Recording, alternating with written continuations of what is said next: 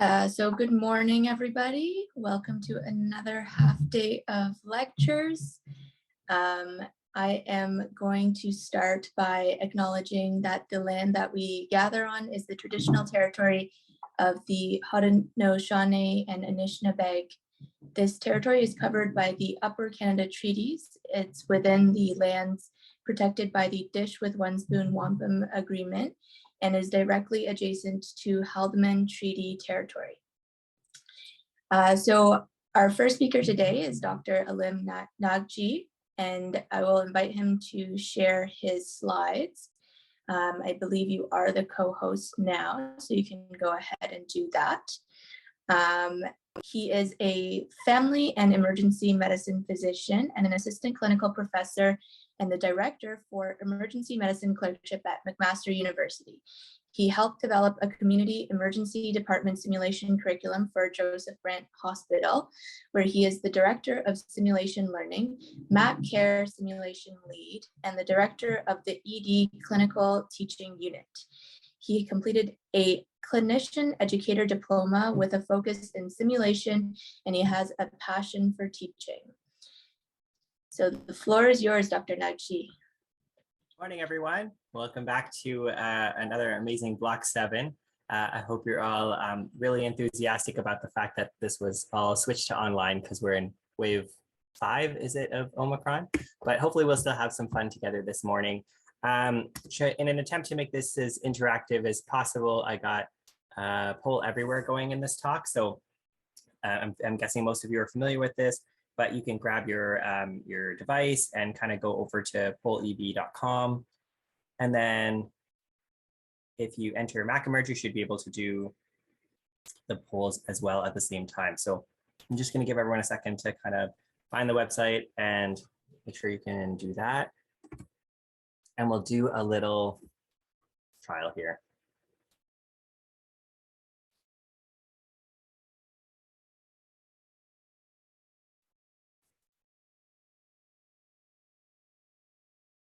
See, some people are starting to get it to work.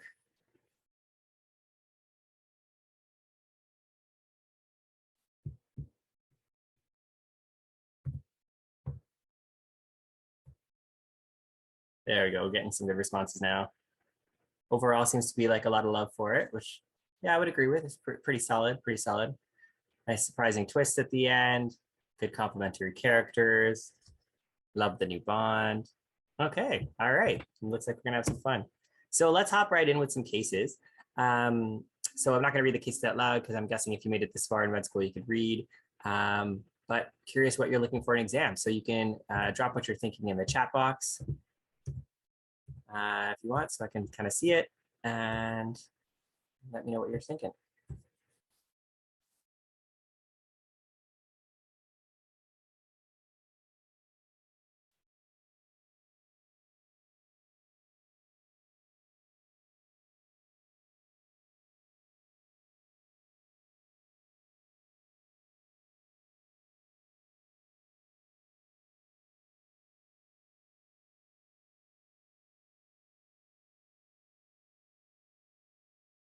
Okay, so Nikki's concerned about RPA. Yeah, I like that thought. So what would you look for an RPA? What are some of the signs that you want to kind of make sure you don't miss when you're checking this guy out?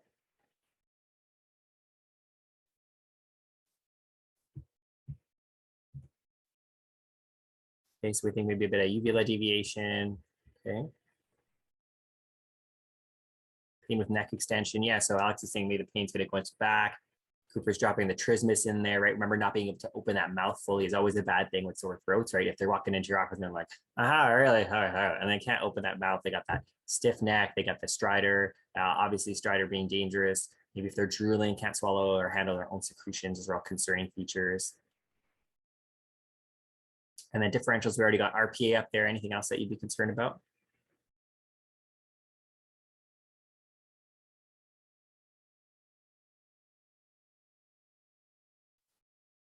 And what would you do? Epiglottitis, yeah.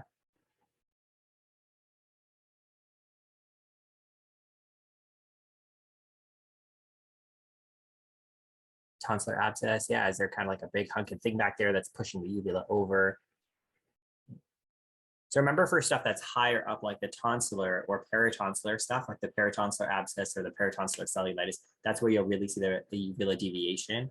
When you look at the back of the throat for a retropharyngeal abscess, the abscess is much further down the neck, right? So don't expect to see anything in that upper throat. So those are ones where you got like kind of a really bad story, right? Maybe you got the fever, maybe you got the stridor, or you got the increased rapid breathing, you got the neck pain, you got the trismus, the drooling, but you look in the back of the throat and you're like, I don't see anything, right? The retropharynx is much further down. And so you'll actually see a fairly normal exam of the upper pharynx. And so that's a kind of a red flag for you to be like, hey, I'm not seeing anything. I think the actual issue might be further down.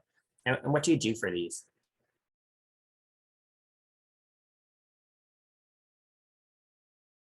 X-ray. Yeah. What are you looking for in X-ray?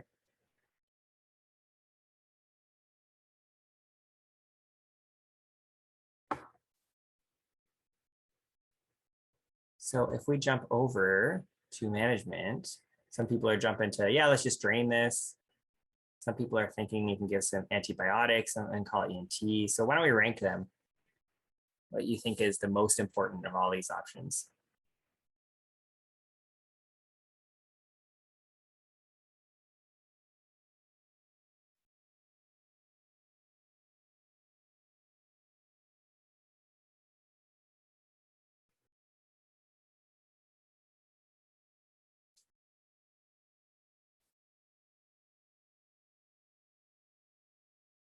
So ceftriaxone's jumping from lots of love to not as much love. A lot of people want to call ENT. Not many people want to update their Twitter status. I don't know about that choice. I personally would have made sure Twitter knows that I'm saving a life, because that's kind of my brand. So I'll make sure that's on there. So remember the DEX will be awesome because it's going to reduce swelling, but it's not going to work right away. So it's going to give you a little bit of relief for the patient. They're going to feel much better. Same with the Toradol, but that's not kind of like your life-saving stuff.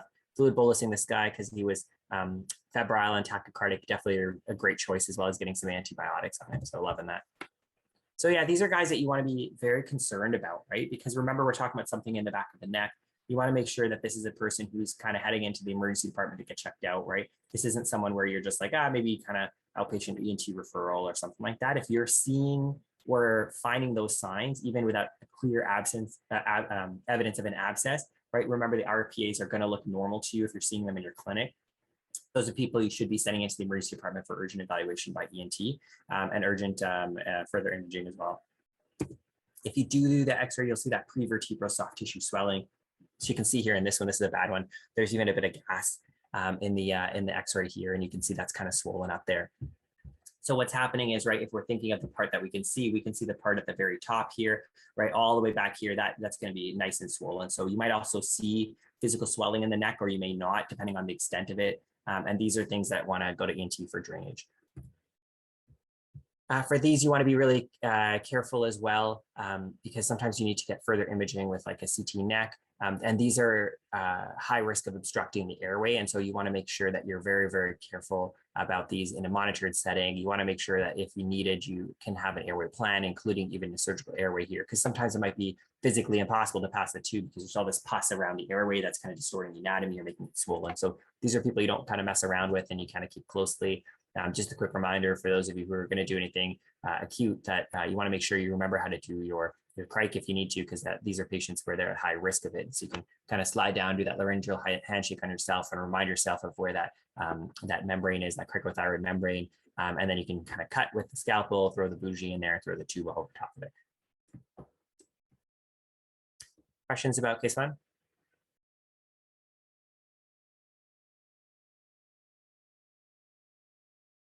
Feel free to drop questions in the chat box or come online, whatever you want.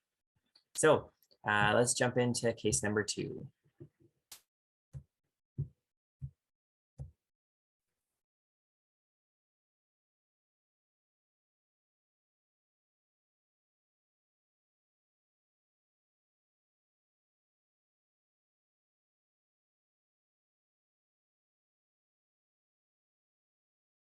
So you have this lady coming in with a nosebleed, you got the vitals there. What would you do?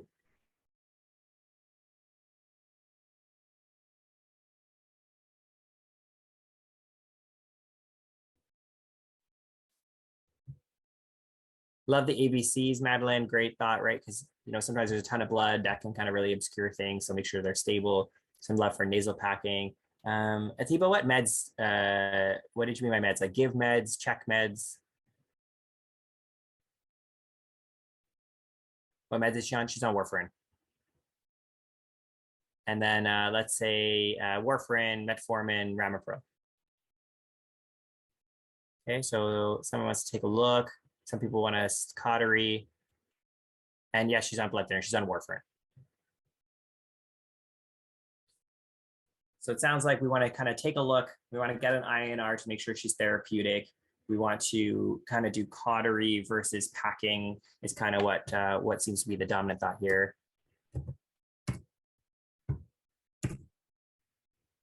And so how do you kind of decide which one to do? Curious about what your sort of cocktail is.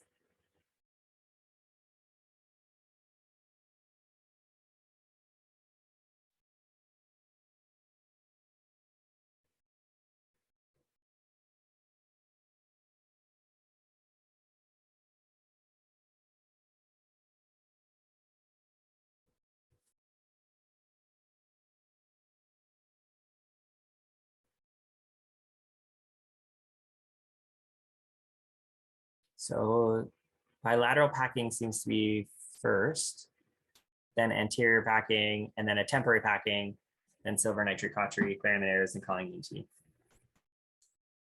Oh, anterior packing, silver tea. So what I like to do first is kind of to clear the nair of the clots, because if you have a bunch of clots there, they're just going to kind of sit there and continue to bleed, especially for someone on a blood thinner. So you need a clear view, right? And so some very light suction here, or getting the patient to kind of clear their nose, right? And just kind of do it, because they come in and they got like the dish towel there, right? It's usually just kind of oozing everywhere. They're not really pinching their nose most commonly, right? They're usually kind of holding their nose back because someone told them to do that, or maybe they have like an ice pack, and there's just kind of like blood everywhere. You got this kind of like Dexter scene going in your waiting room, and you're kind of like, maybe I should see that person next. Is that cool with everyone? I'm just gonna take them ahead. So get that area clean, right? So clear out all those clots so that you can see. If you take a look inside with your otoscope and it's just blood, you can't see anything, it's super just excoriated, that's where I'll go to the temporary packing, and I'll do a little kind of nice cocktail of lidocaine, some type of topical vasoconstrictor like an Otrivan or something like that. And then you can even mix in a bit of TXA, get a little slurry action going on there. You can use like the dental gauze if you have that, or even if just regular gauze is fine. So I just kind of drop it in there, mix it around, let it sit for a few minutes, and then I take that and I pack that into the nair that's effective, either nair or both nairs if I can't tell which one is really bleeding. Usually if you ask the patient which one was bleeding first, they'll kind of let you know. Very rarely is it actually both. They'll tell you blood came out of both, but what happened was that there was so much blood and clot on one side that it kind of entirely fills the cavity, goes around to the other side and keeps leaking out the other side. So you put that temporary packing in there, throw a clip on there and leave them in your waiting room, right? And just put them back in the room and give them a few minutes. And then come back later on and check on them, maybe like 15, 20 minutes, so that Otrivan, that lidocaine, that TXA has a chance to work and sort of vasoconstrict everything. And then you can pull that packing out and take a look. With that, you could often see something that you can cauterize. And so what you can do is you can grab your silver nitrate cautery pens or the little sticks, right? And cauterize. It's really important that when you're cauterizing, you actually do it circumferentially. So don't go straight for the money shot where like the blood is actually coming from. Cauterize around that area so that the blood supply to that area is gone, and then cauterize the center. Sometimes what happens is if you go right after the center with someone on a blood thinner, that whole area is so friable that as soon as you touch it, the area beside it stops bleeding. And then so what happens is that you kind of like are playing a bit of whack-a-mole where you're trying to catch the bleeding thing. And as you might remember, those cautery sticks aren't very effective if there's actually fresh blood. They're kind of best when the blood is dried and kind of not really as active. If that doesn't work, so I've tried cauterizing them, I've done the topical and temporary packing, I've cleared the nose already, then I'll go on to an anterior pack. And an anterior pack, you can use either the short or the long, depending on the size of the nair and the location of the bleeding. And then I'll put an anterior packing in there. Again, give that 15, 20 minutes, make sure it's working. If that's not working, I'll switch it for a long AP pack, right? So the longer pack that goes backwards on one side. If that doesn't work, then I'll pack it on both sides. Typically, if you're getting that far down the list, you're starting to think this person might need to see an ENT to get that bleeding to stop. And that's just kind of going there. If you're going to use an agent to pack, there's a couple of different options that you may have seen, right? So this is the Miracell pack. These are like kind of like the nasal tampons. So they're just kind of like small. They come in different sizes, like kind of like a small and like a longer one. You can cut these to shape to the shape of the nose. So if you're trying to stick it in and you've got like this big honking piece and a smaller nose, and it's not really going, don't like, you can just kind of take a pair of scissors and trim the top of it just so it kind of fits, because this just basically slides in. It's important when you put this, you don't go up. You're not trying to like do a brain biopsy. You're just following the floor of the nose, like you can see in this photo. And so putting the patient in a comfortable position, leaning their head back on something is, I find, often helpful, because the natural instinct when something is going up your nose is to kind of like, and like kind of jump back, right? So just kind of come along the edge of the nose there. And then the sizing is just basically looking at the nose and being like, I think this is a smaller nose. I think this is a bigger nose. Sometimes with the very small packings that they have, you have to put 2 in, especially with pies, if the nose is a little bit wider. So you can actually take 2 of these, put them back together and slide them in together. This is the Rhino Rocket. So this one, you actually can inject air to get the right fit for. These also come in 2 sizes, 5.5 and a 7.5. So again, just sizing it based on the size of the patient or where the location of the bleeding seems to be coming from. And you basically just slide it in with the same technique and then insufflate it with air. Usually what I'll do is when I check these again in 15 or 20 minutes, I'll just feel the balloon and make sure the balloon feels nice and tight. It shouldn't be like super tight, like taut, like hard, like a rock. It should just still have a little bit of give to it. Think of like a fruit. If you're palpating a fruit, like a little bit of that kind of nice give to it, like the flesh of an orange or something like that. You don't want it to be super soft, like a ripe mango in mango season, right? You want it to just kind of like have a little bit of give there. And so you can always put a little bit more air in. That's a nice thing when you come back to these in 15, 20 minutes and you look at it and like, you know, they're still got that little trickle, then you can kind of just add a little bit of air. You don't have to repack these right away. You can also pack with just straight ribbon gauze if you don't have anything else available. And so you can just use the forceps and kind of lay it in there. Really helpful for those larger kind of cavernous noses that you can kind of see or those bleeds that you've tried other things for and it's really not kind of fitting. Sometimes just the anatomy of the person, the Rhino Rockets and the Miracells, they're kind of like straight and narrow. So if you have a nose that has a lot of upward depth to it, it doesn't really fit that. So the nasal packing with the Vaseline gauze will be really effective for that. And then at the bottom there, you have like a nice AP pack. So it actually has 2 balloons, one for further back, one for more anterior. These ones are usually a little bit longer. Usually I use these if I've tried one of the other packing, it's still bleeding, then I'll switch them to one of these because I just know I get way more pressure with the balloon there. And so thankfully her INR is okay, it's 2.1, the hemoglobin is fine. And if the bleeding resolves, like, what do you do?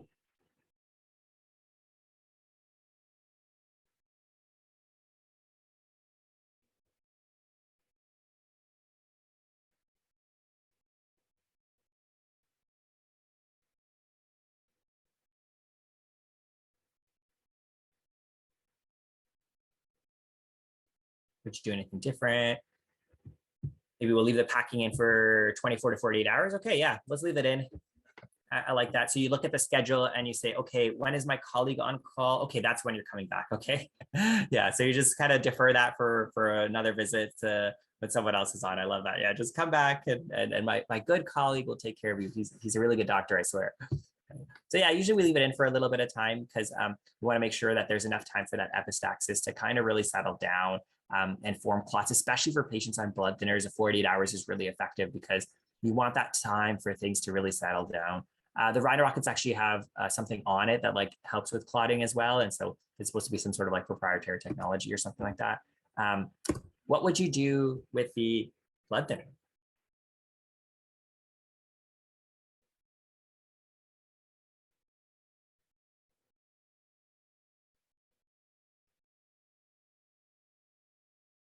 Would you continue? Would you stop?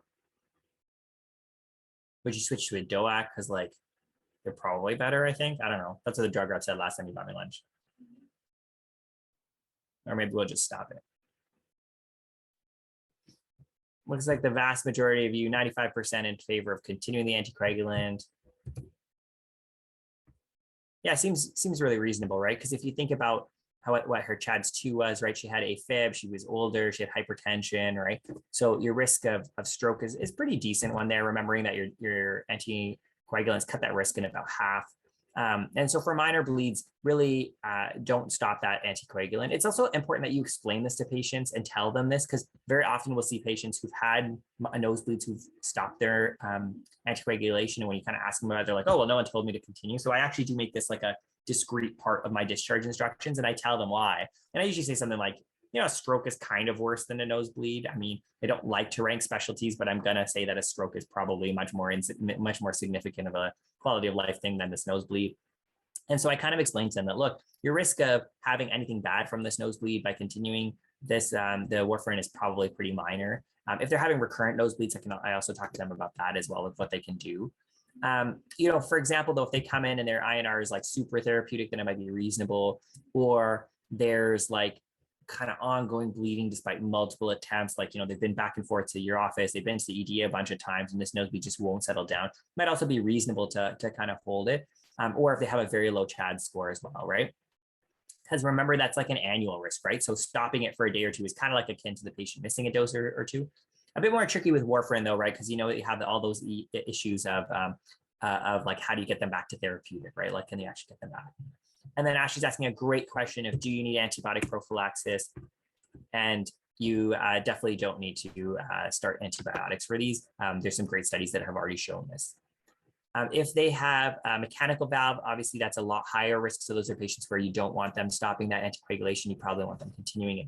And so just making sure that, again, that's part of your discharge counseling.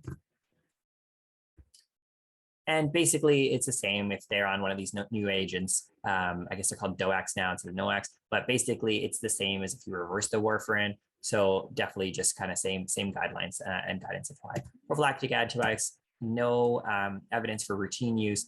If the packing is staying in for a really long time, so you think 72 hours because it's been like a horrible bleed, or they have like tons of risk factors, or on like immunosuppressants or chemotherapy or something like that, you might want to start an antibiotic. But for the vast majority of patients where their packing is coming out in 24 to 48 hours, no antibiotics necessary. And there's some good trials that have shown this. And then make sure you give some teaching of like, what do you do if this happens again, right? Because nose bleeding is one of those kind of like chronic recurrent things that keep happening. So I find it really effective to explain it to my patients that, like, look, if this happens to you, don't panic, pinch that nose, lean forward. And I tell them, look, you gotta pinch the nose for at least 20 minutes, okay? I tell them, turn on your favorite Netflix show, watch half of it, because most of them are like 40 minutes.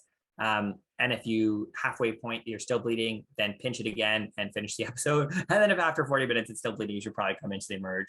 I also kind of mentioned about they got to make sure that they add a bit of humidity if they need to, and have recurrent ones, like if they have a CPAP machine, for example, where they're blowing all that air up the nose with the nasal mask. And I do tell them about putting some Vaseline or Securus into the nares just to make sure that we're getting some lubrication. Avoid kind of the trauma, the drugs, all of those kind of things that are going to make those worse. And then letting them know how they can kind of stop the bleeding themselves if it does end up happening. And I usually send them home with a little clip as like a souvenir. Like, if it happens again, grab this clip and throw it on your nose. Questions about Abscacus?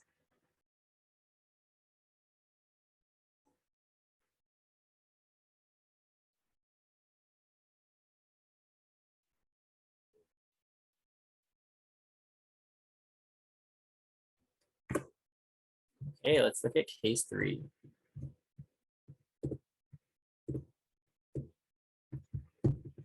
So this is a 57-year-old gentleman who presents by EMS. You can see in the photos, he's got some lip and tongue swelling, and his meds are there. So no rash, no abdominal pain.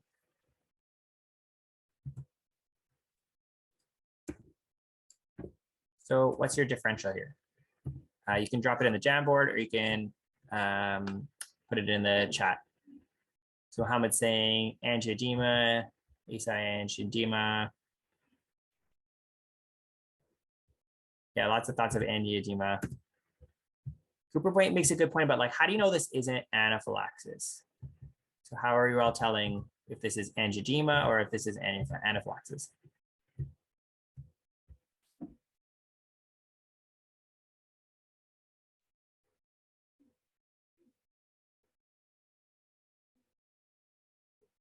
So Henry's like, what's the history, right? Like, I didn't hear anything, right? Yazad's like, if there's no vital issues, then it's probably fine. And some really good points around like anaphylaxis should involve multiple systems, right? So a couple of points to that, right? Remember, so anaphylaxis can be single system if it's a known exposure, right? So if you have isolated hypotension after an exposure to peanuts and you're known allergic to peanuts, that is enough to make the definition of anaphylaxis, right? So you can have single system involvement and still be anaphylaxis, but typically two systems is kind of the most common definition that we use. And it's great that you're thinking about that, because remember that you can have two systems that don't involve the skin.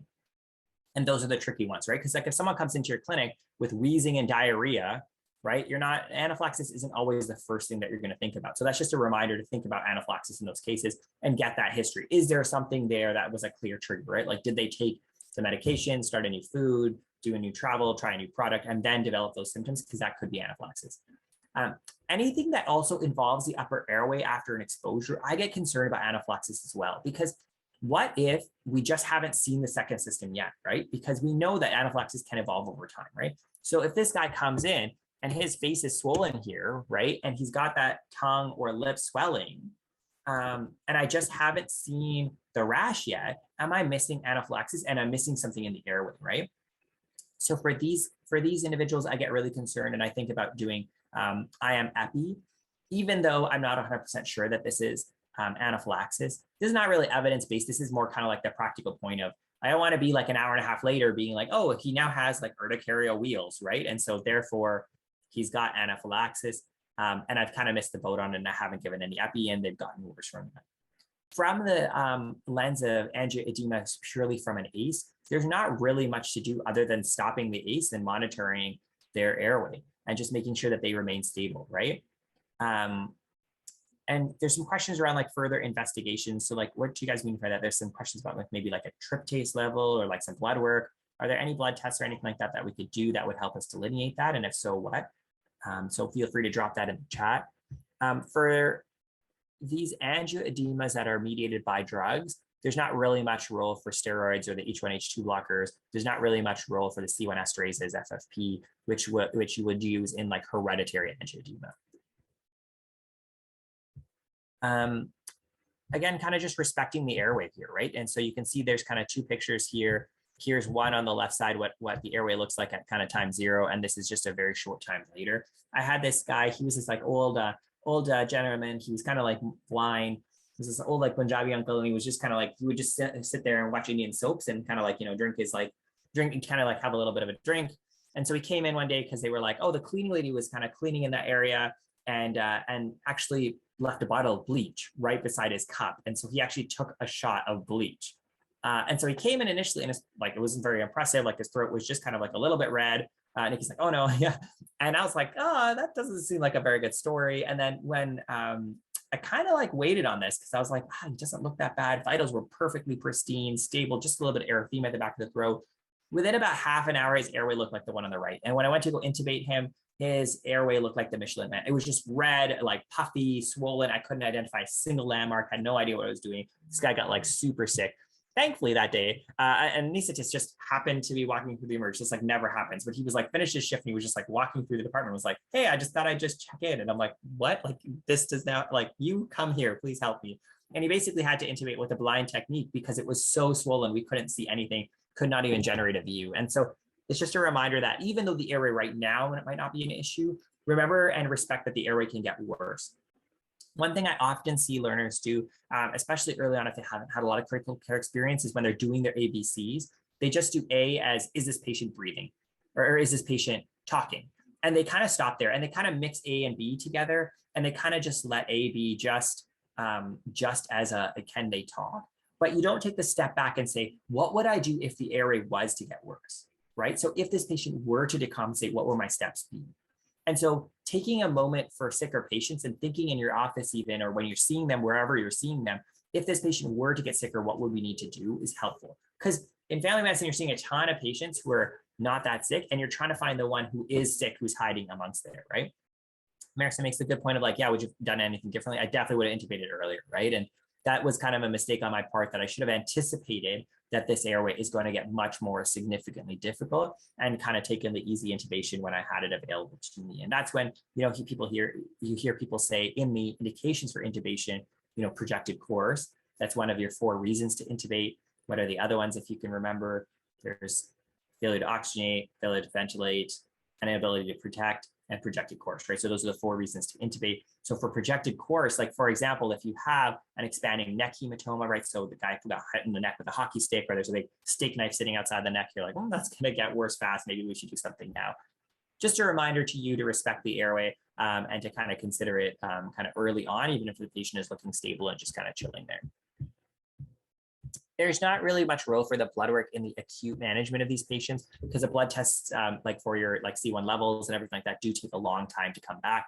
None of the tests for anaphylaxis are really available here, like the blood levels and stuff like that. So it's really a clinical diagnosis. I usually err on the side of giving epinephrine if I think at all that this could be anaphylaxis, and especially if it involves the airway. Otherwise, for those, like in this case, where it's mainly where you think it's ACE-induced, then just stopping the ACE and kind of monitoring them. Remember, though, that there is also hereditary angioedema, and you will see these patients in your office, and you'll be the one who kind of makes the diagnosis here, where you're like, this patient keeps getting these like recurrent episodes. Maybe they have a family history. And then remember, also it could be from NSAIDs as well. It's also not like an allergic reaction, right? So it's not like they take Ramipril for the first time, like you just diagnose them with hypertension, you started them on Ramipril, and then it happens. It can be after months or years of being on this medication too, right? And so it's actually something where it can just pop up after years of being on this medication. And so advising your patients of this and monitoring them for it. There are the different kinds of angioedema, right? You have the ones that are kind of more allergic, right?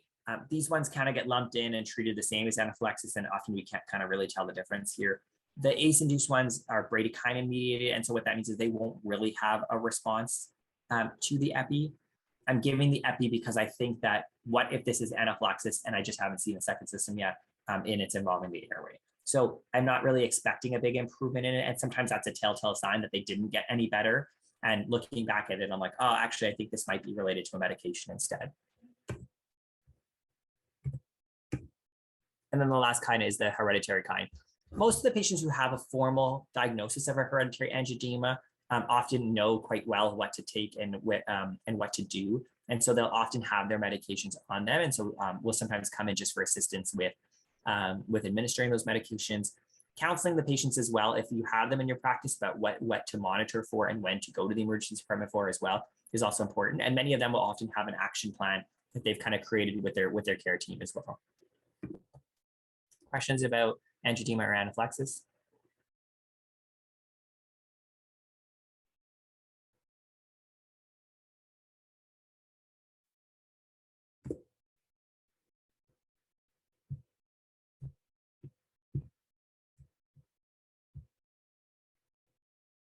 Okay, so you have a fever and sore throat.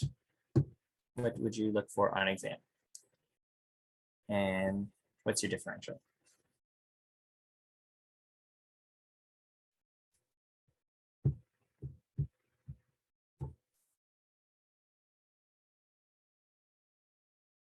So Lauren's thinking, is it strep? Okay, it's like mono. Maybe there's some exudates, maybe some mono. Let's make sure he's airway. Got the strep or the viral pharyngitis. Does he have an abscess? Acute retroviral syndrome. Okay, so thinking maybe this is like an acute presentation of HIV, foreign body epiglottitis. Theraquinzy. I always love that word. Makes me feel like I'm sort of like British comedy. Uvula alignment. Okay, so are we kind of like midline? Are we off? Yeah. So this is a nice one because you basically open the mouth and you're like, it's staring you in the face, right? You have that kind of massive single tonsil. There's some exudate pus there. You can see there's erythema kind of surrounding there and a bit of uvula deviation, right? And so when you're seeing that for this one, you got kind of clear signs of the fact that you have a little bit of pocket of pus there. Sometimes it can be hard to tell the difference between a peritonsillar cellulitis versus a peritonsillar abscess. One thing that you can do is using your tongue depressor. You can actually just kind of like poke it a little bit, right? It's not like gonna do anything bad by like just poking it. And you can get a sense of if there's depth there, kind of in the same way that when you see that that superficial skin abscess and you're like, does this need to be cut, or can it probably just go with some antibiotics? That palpation will give you a sense of the depth of it. I find that it's also helpful to do the same for the peritonsillar abscess versus peritonsillar cellulitis. And so differentials, we kind of did this, so I'll skip this part. What's your management? We kind of made the diagnosis of, I think this is a PTA or PTC. What are you gonna do to manage it? ID, ABCDs, antibiotics. Which antibiotics would you give? Be a bit more specific then. Give antibiotic. I worked with this like surgeon who was around when like the first laparoscopic surgeries had been done. He was like, I don't know, like 80 or something when I was a med student, and he would do like tea time after each case and tell us about how life in medicine was before. And it was awesome because he'd basically just like tell us these stories of how he used to round and there was only one antibiotic. So he would just literally go around and be like, give antibiotic. Like, you're like, oh my God, that's so cool. So someone's going to ask me, okay, yeah, hit me up on Twitter, okay, and I'll let you know. So lots of love for the IND here. Someone wants to give Moxiclav, and then everyone else basically wants to IND this. Okay, yeah. So for these ones, if they can tolerate PO, Moxiclav is a great choice. If they're allergic to penicillin, you can go Clinda. Steroids, again, dexamethasone can be really effective for these ones, Toradol. You can confirm these with ultrasound, either bedside or formal. You actually use the vaginal probe for these, and then you basically trying to see if there's actually depth there. For the most part, if you're not skilled in that area or it's like a big honking abscess, then getting ENT involved is kind of like the route to go here. Getting some basic blood work can also be helpful, and especially cultures if they're febrile. And then if they can't tolerate PO, then giving an IV antibiotic, like you can give Clinda or ceftriaxone, and either would be pretty effective here as well. If you're going to drain them, IND has actually been shown to be the same as aspiration in terms of outcomes. So what's nice about that is that this is actually one of those areas where like doing an aspiration is actually technically much easier. For all of you who are in family like I, you're probably not as comfortable taking a giant scalpel into like someone's neck while you're like, just hold still. So like for me, it's much less nerve-wracking to stick a needle in it. And so what I like to do is you take your needle there, and the plastic part of the needle you actually cut so that you create a guard so that the needle can only go to a certain depth, right? So you know that plastic sheet that the needle comes on, you actually cut that, like cutting just the tip off so that your little bit of needle sticks out from under it. And then you can use either, you can see here, the patient's holding the laryngoscope blade, or you can use the speculums, which is kind of like a nice hack. You just pull the top off the speculums and then you have like a nice lead wand. And then you can actually just topically freeze the place. So you could actually use like 4% lidocaine as the spray, or use the pledgelets soaked in lidocaine and just kind of touch it along that area. Gives some like good freezing to that area just topically. And then you can actually just stick that needle and syringe in and drain the abscess there.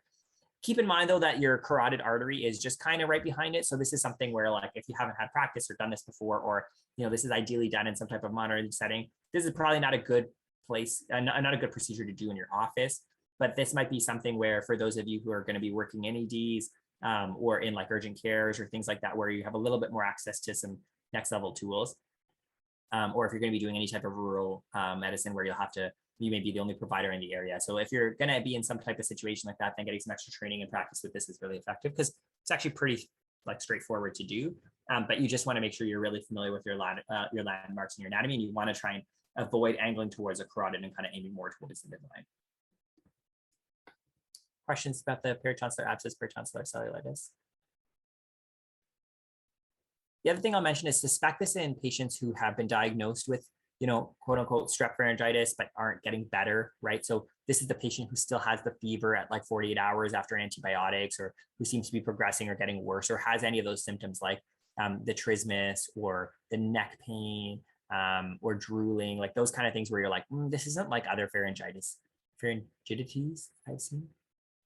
So yeah, just keep that in the back of your mind.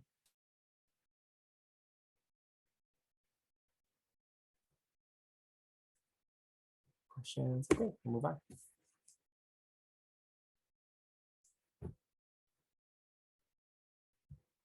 So you have this 66-year-old who's diabetic, 2 weeks of that's otalgia. Had a virtual visit with a colleague who was like, just give it some amoxicillin, it'll probably get better. What is your diagnosis?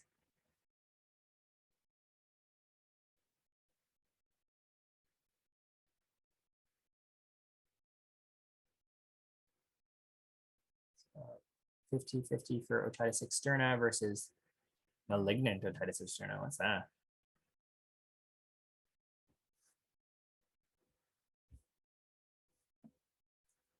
Nobody thinks this is therumin. Everyone's like, nah, there's probably some component of otitis externa here.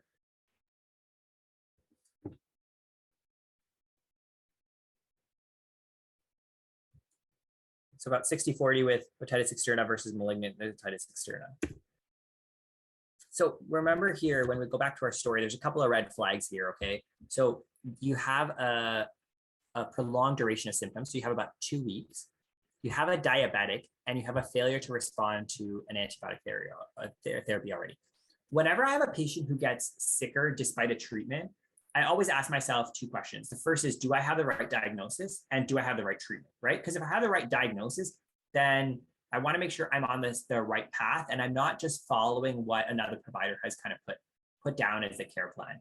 The reason is that you can get stuck with confirmation bias, right? And so you think that it's the same thing your colleague did because there's all this evidence pointing towards it, but actually our brains will start discounting evidence to the contrary. And so it's actually been shown in studies where like your brain will actively ignore information that points away from what you think is right. This is why it's so hard to convince people who don't think vaccination is important to get vaccinated, because our brains work like that. We look for things that reinforce our worldview.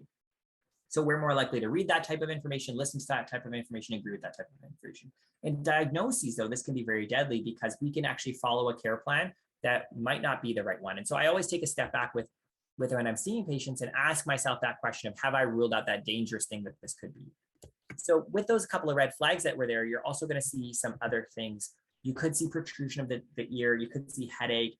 You might start to see granulation tissue if you can actually look into the ear, and there's fever as well. And so when we're thinking of malignant otitis externa, what would be your management plan?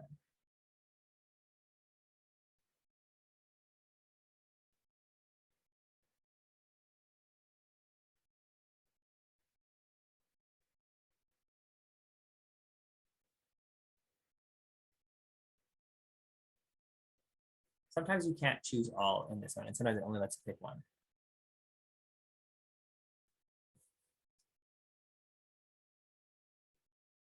So you can just pick your favorite one.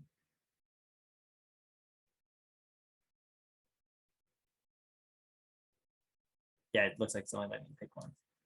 Oh, it doesn't. Okay. So as a team, we'll pick all the ones that we like. So let's give dexamethasone because it's an ENT talk, and I've said it for every single one. So it must work for this one.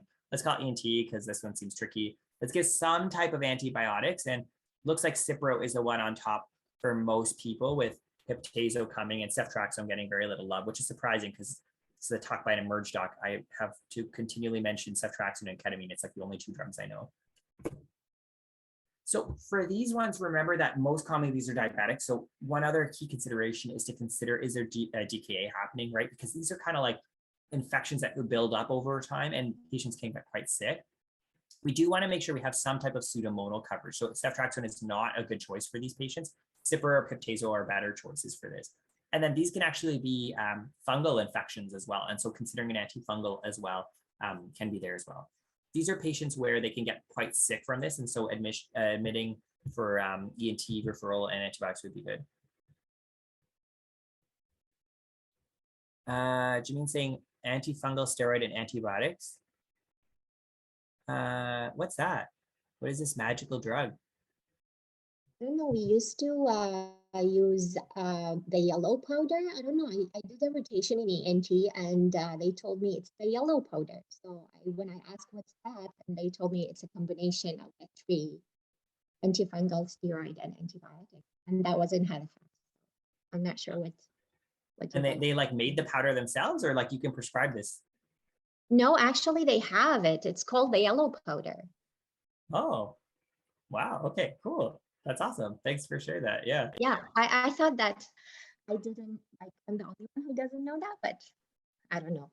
There's just, I use it there. So And they just kind of like sprinkle it on. yeah. It's just like take yellow powder BID. Like that's awesome. Yeah, exactly. They take yellow powder PID. Yes. Okay, that's cool. Yeah, they must be compounding something special there. That's awesome. Because yeah, for these, you need the antifungal, you need some steroids, you need some antibiotics. So it kind of makes sense. Feels a little bit like those derm lectures, right? Where you watch the derm lecture and you're like, so basically all I got to do is give an antifungal and a steroid, right? And it'll cover most things. Like throw a little bit of antibiotic on there too. And you've solved 90% of it. And if it doesn't get better, I'll refer you to derm. Topical agent. I probably wouldn't go with just a topical agent. So like you're thinking of like, are you thinking of like a Ciprodex or something like that? They're kind of past the point, right? And I think that's a key delineator here with malignant otitis externa versus simple otitis externa, right? Because if you think of a simple otitis externa, right? Like you have a young guy who went swimming and then developed like a swimmer's ear and has some external auricular pain. There's some swelling. They typically won't have a fever, right? They won't be getting sicker, right? Like they won't get kind of more systemic signs. So those are patients where like a topical antibiotic usually works. And then if that fails, you go to oral therapy. In this case, though, typically we're talking IV therapy and then some type of triple coverage with it.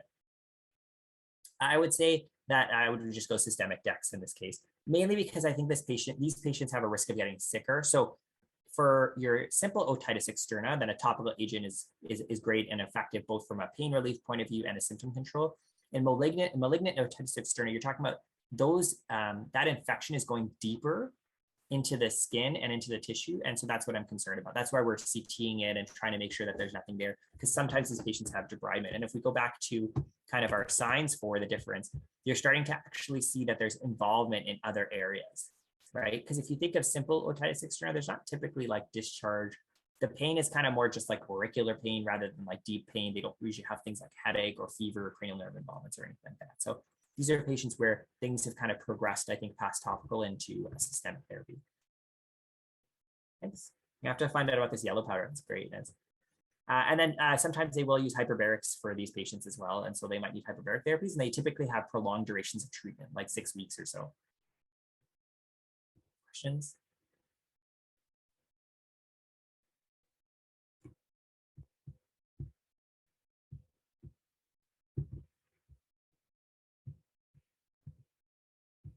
So this is a 6-year-old presenting with a 4-day history of fever and right ear pain.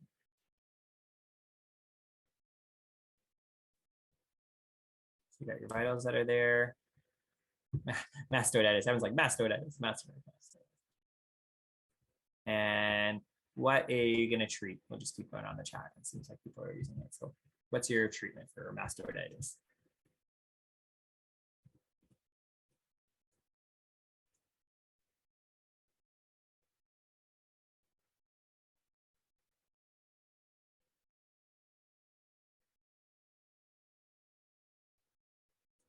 Antibiotics.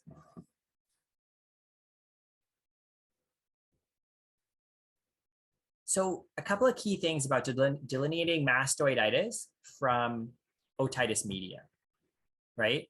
So otitis media, it's kind of got common. You'll see it often, obviously. Yeah, you've probably seen a lot of times already. When you're doing your otitis media assessment, it is important that you consider the mastoid in that part. And so I'd even recommend making it part of your routine exam when you're examining the eardrum to say, oh, this is otitis media. Then you just check the mastoid while you're there, because you want to try and catch things before they get worse, right? And thinking again of like, what's the worst case scenario that could happen with this patient? That quick piece of your exam could be really effective, and you might find something there before it becomes worse. Doing a cranial nerve exam on these patients, even just like making sure they're grossly intact, can also be helpful as well. Because what you'll start to see is as the infection spreads back there, you'll start to see the auricle protrude, and like you could in the picture here, right? They start to get this kind of classic swelling there. For these ones, you actually want to get ENT involvement. They typically need CT imaging, and they need IV antibiotics. So this is not a patient where you can just be like, this is simple otitis media or otitis media with effusion. Otitis media with effusion doesn't need antibiotics, but otitis media, and here's some amoxicillin, you'll get better, right? You don't want to treat the patients only like that, because if this progresses, obviously the mastoid is right beside the brain, and you can get spread of the infection in that area. And so you want to try and catch these early. Oh, thanks, Madeline, for sharing that article about this Utic powder, the yellow powder.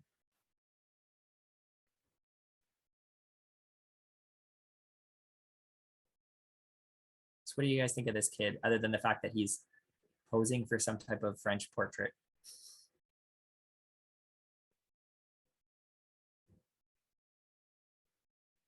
Doc's like, this is epiglottitis. I think this kid's sick. Nikki's like, yeah, maybe this is epiglottitis via croup. So maybe started as croup and now it's epiglottitis. Some people are saying this is just severe croup.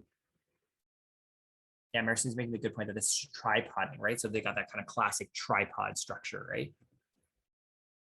Yeah, so is this kid vaccinated or unvaccinated, right? If they are unvaccinated, what would you be concerned about? What would the pathology be? Yeah, HIV, right? So remember, HIV was like super bad, and then we got the vaccines for it, and then now much less common. Although interestingly, I've seen cases of croup in adults, and I guess like they're so far from their initial childhood series that they're getting a bit of breakthrough and can get HIV kind of later in, so Haemophilus influenza B later in life. Bacterial tracheitis, Lucy makes a really good point that could this be bacterial tracheitis? So has this gone from like my normal croup picture to much more severe and much sicker, right? So an immunization has helped this quite a bit, but you can, if the patient is stable, get lateral neck x-rays. However, if they are unstable or kind of working hard to breathe, you don't want to kind of take them away from their parent. Leave the kids with the parent, let them sit kind of there with them, because you don't want to stimulate them or make them more upset. Because remember, as they do that, they're going to increase that work of breathing and it's going to make that much more challenging, right? Right. These patients, typically we're looking at an awake look, so that we can kind of see what's going on with the epiglottis to see if there's involvement there. Remember that the epiglottis sits right above your airway, right? So if we remember our airway anatomy, you have your area, your trachea and your esophagus, and the epiglottis is that little flap that kind of sits on top. So if it's swollen and inflamed, it can actually obstruct the airway. So for these ones, again, steroids, antibiotics, labs, if you can get them. But the most important thing is just kind of keeping that child calm, and then trying to get them connected with an ENT so that they can take a look. Remember the difference as well between epiglottitis and croup is where the inflammation is taking place. And so epiglottis and croup can present with very similar symptoms. So many of you were saying, yeah, this sounds like a croupy kid, right? Like he's got the barky cough, he goes to daycare, he got better when he went outside, like all of these features that kind of fit with croup. And you could make an argument that there are definitely elements of croups here, but that's the hard part about it, is that there is that bit of overlap. And so just keeping that in mind when you're seeing croupy kids, like could this actually be epiglottitis or bacterial tracheitis, which is when croup goes from kind of being more viral into bacterial. Those should both be on the back of your mind. HB does require prophylaxis to contacts as well, so just keep that in mind. Okay. Just wanted to spend the last few minutes kind of talking about some of the tips and tricks to get out things from the nose or from the ears. Anyone have any great success stories or tips of their own that they wanted to share? You can kind of chat or share with your colleagues.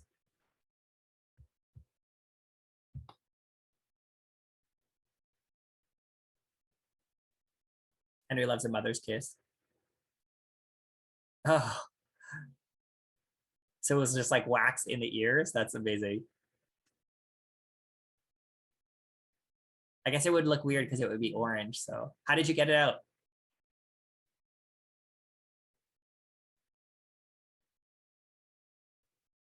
Mark makes a very wise point of don't just go digging, right? If the patient's like, there's a foreign body in there, and they're like, okay, let's just take these giant forceps and rummage around and see what we can find, right? So Marison got that out with some flushing. So flushing is pretty good. Remember that you just want to check to make sure that the tympanic membrane is intact, right? Because if it's perforated, then you should just go to ENT, because now that expensive stereo equipment is kind of affected. This stick and glue is a really nice technique. So you take the back of a Q-tip and dip it in like Dermabond, and then you can kind of just adhere it. So it works nicely for things that are hard to grasp, like these little circle balls. They're a little bit tricky to kind of get your forceps around, right? They'll kind of spin sometimes. And if they're not pliable enough to kind of get into, you can suction. So setting them up with these tiny these tiny suctions are really nice. The freezer suctions are really nice so that you can kind of go in, and you can even put a catheter on the end of them too. Yeah, I agree. Peds Emerge docs definitely they see tons of foreign bodies. You get it from all of those kind of walks. If it's an insect, irrigate it with lidocaine, so kill it with lidocaine. So you basically take the lidocaine 2% and just kind of soak the insect so that it dies.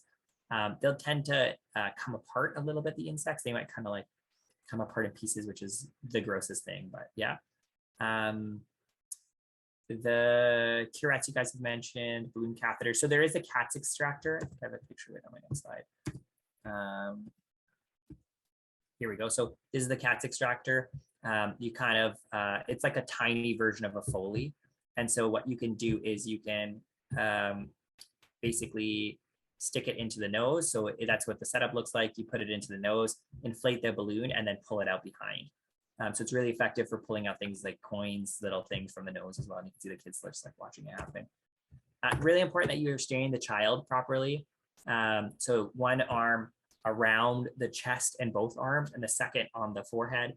This is also a really effective position for looking inside the ears or looking up the nose in the first place to kind of get your assessment, or also for making kids do their homework, I guess. Like the kid just looks so unimpressed in this photo. I'm not sure if it was like intentional.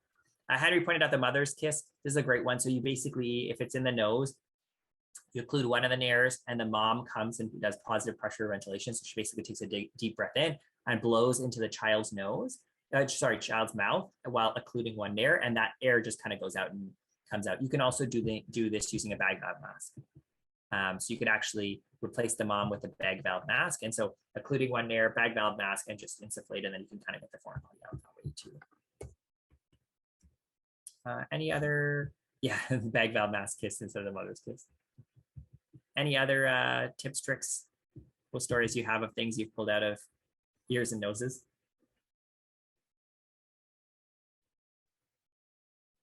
The alligator clamp. Okay, what did you do with those?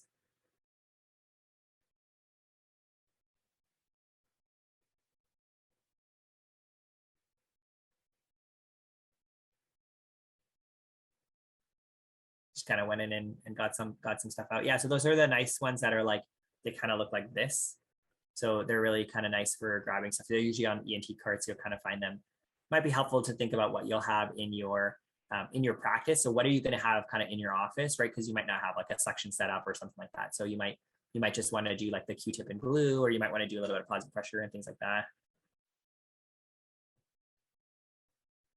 Oh, wow. So Daniel just shone a light on the insect and it just walked out. That is horrifying. And Marison makes a really good point that consider autism spectrum disorders or behavioral kind of conditions as well if the kid continues to like repeatedly put things in the ears. So those are good trips.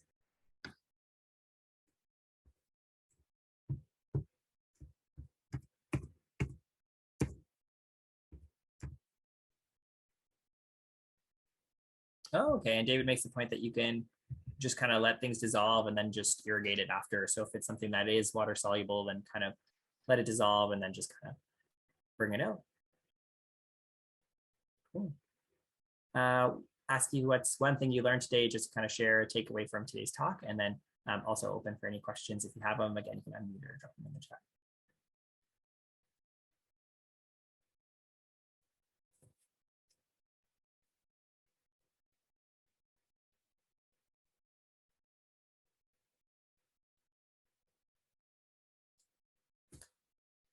Yeah, no insects in any orifice.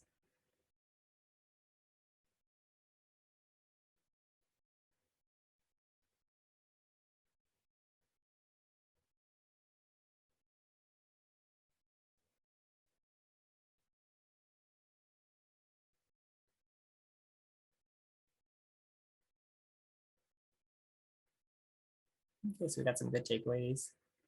And that's it. Thank you very much. Yeah, thanks.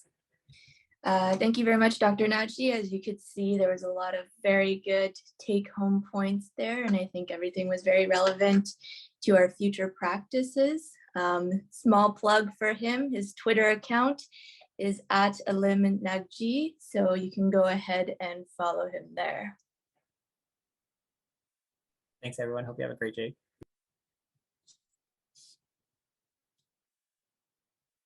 So our next presenter is Dr. Kim Barker. Is Dr. Kim Barker with us? Yeah, I'm right here. Perfect. So you can go ahead. I believe you are the co-host already. Okay. Maybe. Yeah. And I'll just do the introduction.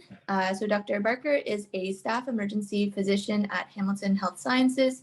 She is also a base hospital physician for EMS and an assistant clinical professor at McMaster University. The floor is yours, Dr. Barker. Thanks. So I'll just share my screen. If we do this, then we'll do that. Can everyone hear me okay? And see what's going on? Yeah, we can hear you. You're good? So I have the pleasure today to talk about ECGs.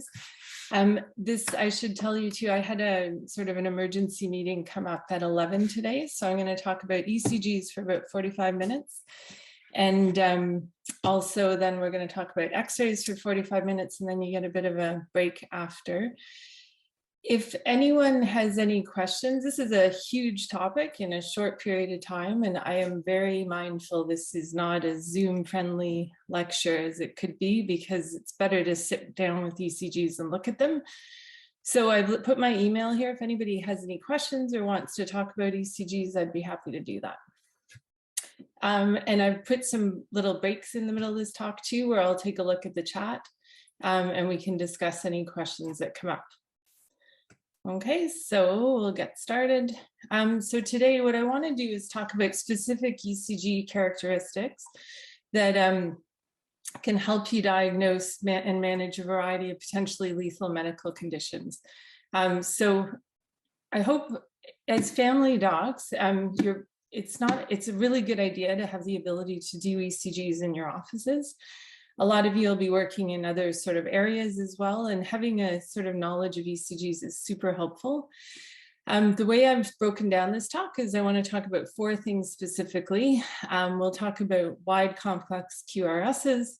We'll talk about ST elevations that aren't myocardial infarctions, because there's lots of things that can cause ST elevations, and we're very focused on that, especially in the emergency department.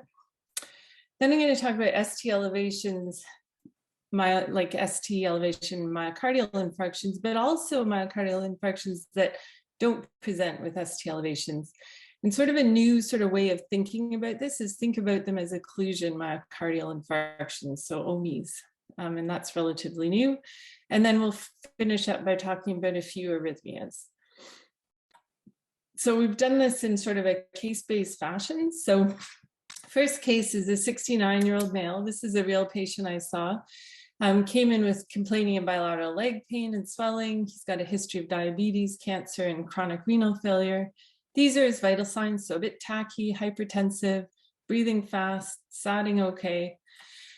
He looks a bit short of breath when you see him. He's got some crackles, and he describes a chest tightness. And you'll often see this if you ask people if they have chest pain, they'll be like, no, it just feels tight, or it's just like a cramp, or it's just like reflex. But be mindful, these can all be like angina type equivalents. And the nurse came to me with this ECG because it said acute MI. And when that happens, they will come to you. And so I want you to take a look at this and just look at what you see, and then think about what you notice about this ECG. And you should have an approach to looking at ECGs. You should know the sort of rate rhythm access approach is a good way to start, and then look at ST changes. If you look at the rate here, it's regular, it's not fast, or sort of borderline fast. The QRS though is quite wide. And maybe there's some ST elevation up in here in the anterior leads, but it's not, there's no reciprocal depression or any other changes. So is this an acute MI? You can take a look in the chat, see what people think, or just think about yourself. Yeah, exactly. So Madeline said no reciprocal changes, much less likely. Exactly. So, and also it looks kind of weird, right? So this, and there's flat P waves. So what do you think the most likely diagnosis is? So remember, you got a 69-year-old guy, he's got chronic renal failure, comes in with this sort of heart failure kind of presentation, wide QRS.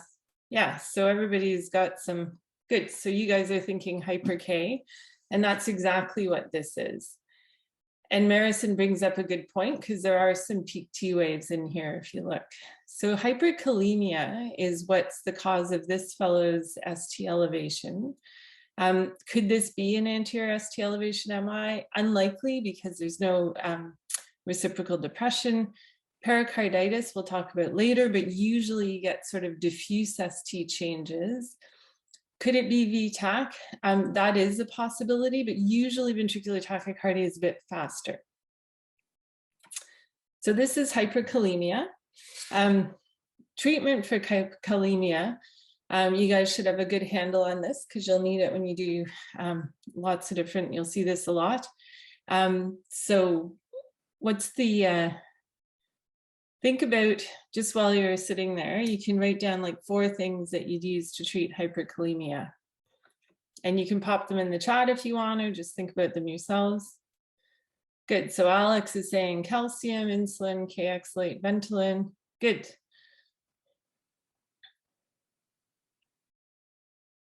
Great, and IV fluids, absolutely, because you can dilute it, and it depends again if they're fluid overloaded. One more thing you're thinking about in a guy with renal failure whose kidneys aren't going to work. Dialysis, perfect. Awesome. So this guy had a potassium of 8.8, secondary to acute and chronic renal failure and heart failure. And these are what you see with hyperkalemia. So you're right. So whoever said in the chat starts with tall peak T waves, absolutely. You end up with a short QT, a long PR. Next step as it gets worse is the QRS widens out, P waves flatten. Sine wave pattern eventually develops, then you end up in VFib and you're dead. And the way I think about it is imagine if your ECG is like a string, and imagine, so you've got your P wave and your QRS, if you take the 2 ends of the string and just pull it out, that's kind of what happens with the hyperkalemia, if that makes sense. So the treatment, so if they're arresting, you can give calcium chloride. Usually you want to give this through a central line, but if you're in big trouble, calcium gluconate's a better choice for a more stable patient, but you get 3 times the calcium with an amp of calcium chloride. So it's just something to think about. You often need a couple amps of gluconate to get the QRSs shortened up, stabilizes the cardiac cell membrane, but that actually doesn't do anything to move the potassium around or get it out of the body. Insulin does shift potassium into the cells. Ventolin also shifts potassium into the cells. Does anyone know how much Ventolin you need to actually cause a shift in potassium? Quick hint, it's a lot. Yeah, so you're going to need, 8 puffs times 3 is a good way to start. The other way, if you're nebulizing Ventolin, you need 5 milligrams, which is like 20 milligrams, which is like 4 mils. So you don't dilute it with saline, you can just put in 4 mils of Ventolin. And an interesting side note is paramedics have a directive where if they suspect hyperkalemia in a patient they're picking up, they will start this giving like 8 puffs continually of Ventolin to try and move the potassium. And you'll also note that if you're treating a bad asthmatic, they often become hypokalemic for exactly the same reason. So the only way, so calcium chloride stabilizes the membranes, insulin Ventolin shifts it. Always remember with insulin to give sugar with it. So you need to give some either D50 or D10 to make sure they don't become hypoglycemic. But the only way to get potassium out is you have to pee it out or dialyze it out, right? So dialysis is the other way. IV fluids, if they're can help sort of kickstart the kidneys and get things moving. And then Kayexalate, there's really no evidence for that, especially in the acute setting. So try to stay away from that. There's no evidence that it works, and there's some evidence for harm. So try to avoid Kayexalate.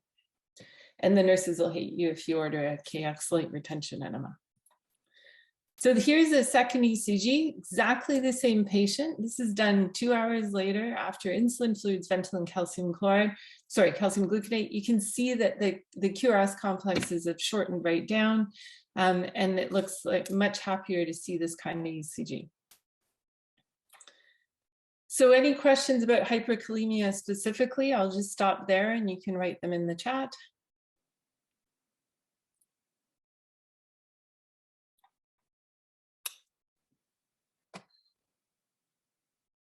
Everybody's good? Okay, we'll keep going. The differential diagnosis though of wide complex QRSs.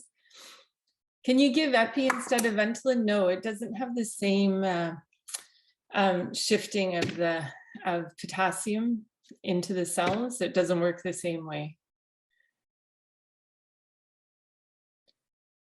Any other questions? That's a good question though, because usually epi and Ventolin are pretty like, use them a lot for the same things. So that's a good question. So when you see a wide complex QRS on ECG, it always makes me sort of stop and think because it's quite visually abnormal, but there's lots of things that can cause it. So I've just put a differential here. Don't worry about like trying to memorize this or writing everything down. I'll give this talk actually to the family med people, and you can have it later, or you can email me and I'll send it to you.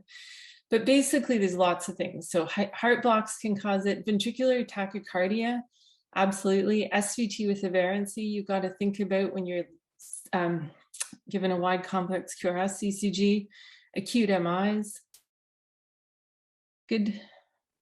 Okay, Janine wrote Dors de Ponti. I don't know what that is. I don't know if you can clarify. Tricyclic antidepressant overdose will widen out your QRS, as will cocaine.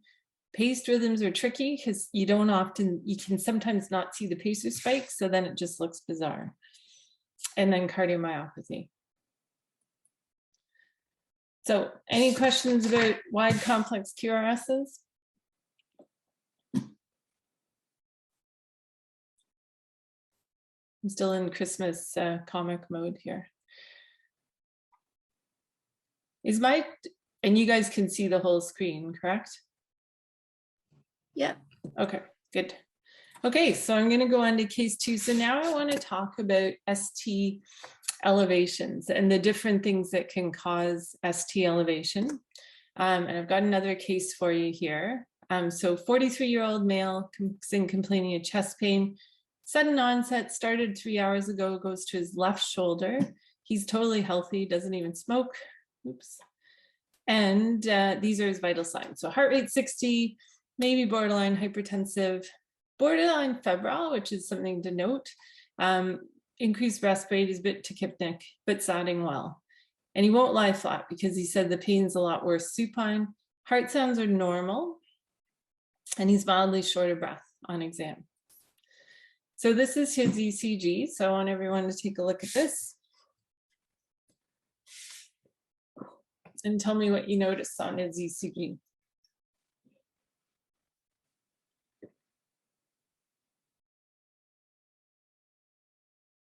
Good, so Cooper notes and Hamid this diffuse ST elevation.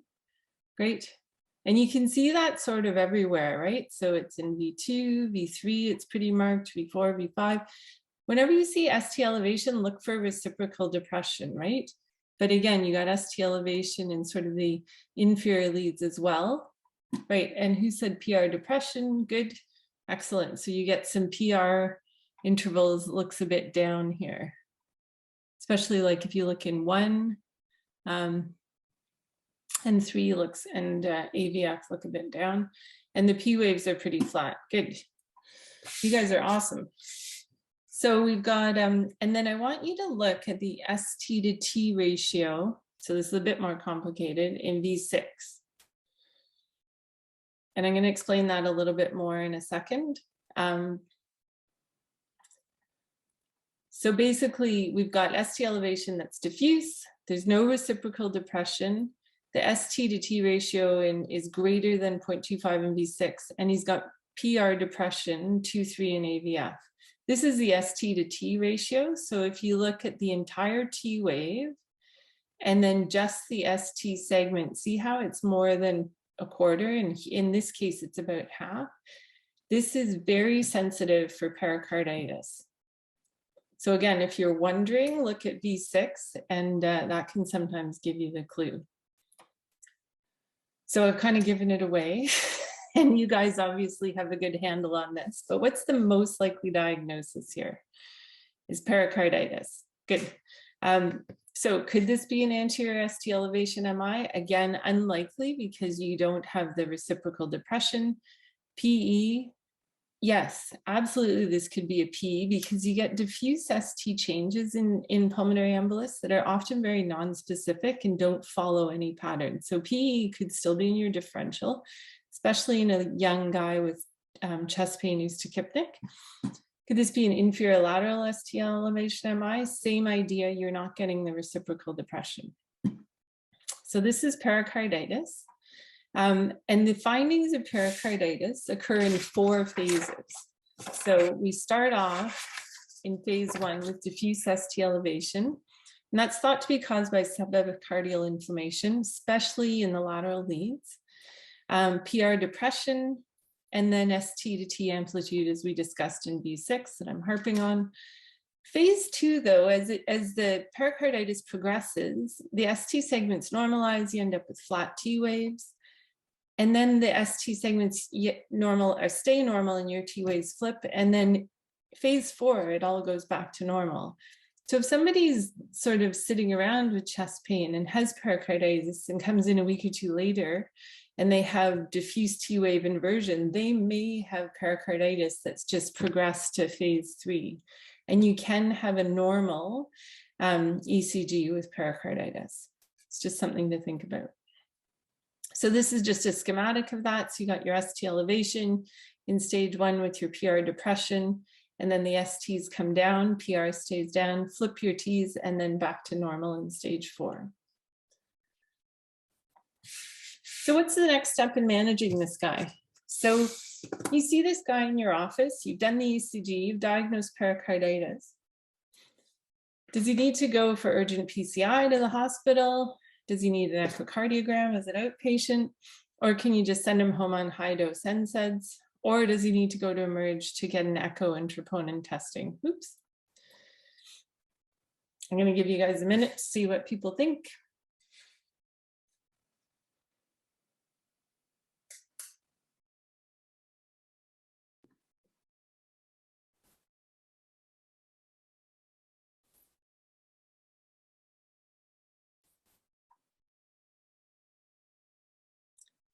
Yep, so people seem to be thinking 4, and that is the right answer. And the reason why is because it's very difficult with just an ECG to differentiate pericarditis from myocarditis.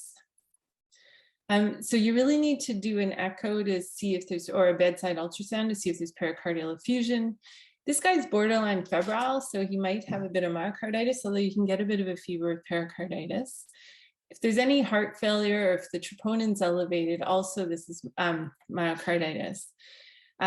Determine and treat the underlying cause of the pericarditis. So whether it's uremia, cancer, it can be infectious, autoimmune, or idiopathic.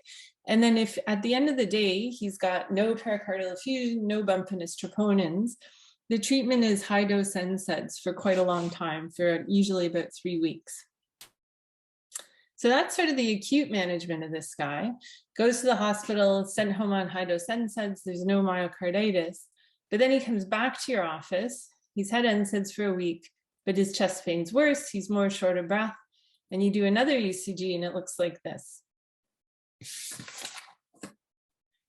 So take a second to look at this. In particular, I want you to look at the rhythm strip.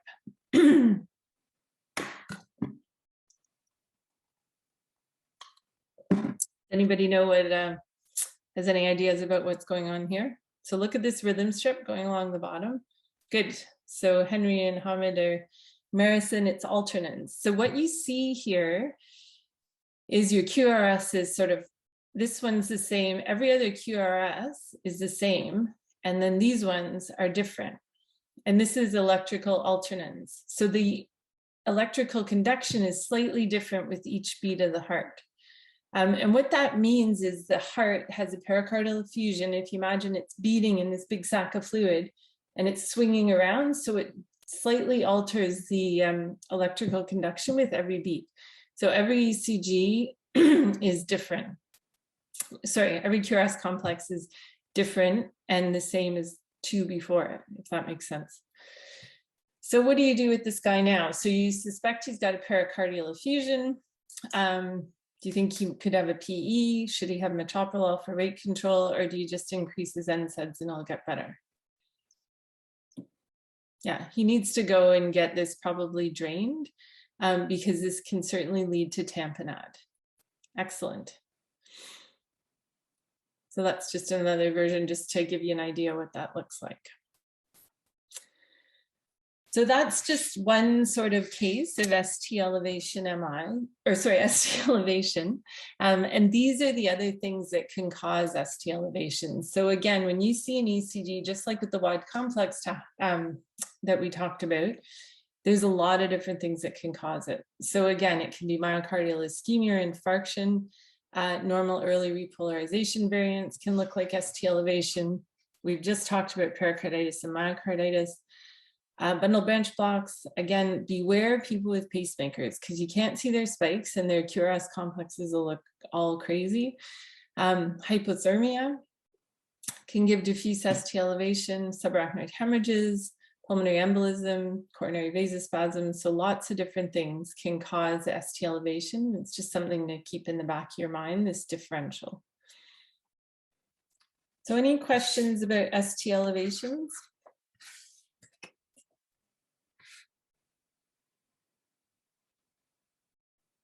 Everybody's good?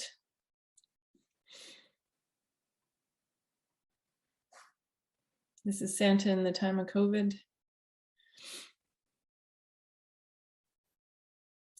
So we've talked about wide complex QRSs. We've talked about ST elevations that are not myocardial infarctions. And now we're going to talk about ST elevations that are myocardial infarctions, but we're going to figure out what kind they are and also myocardial infarctions that don't present with ST elevations.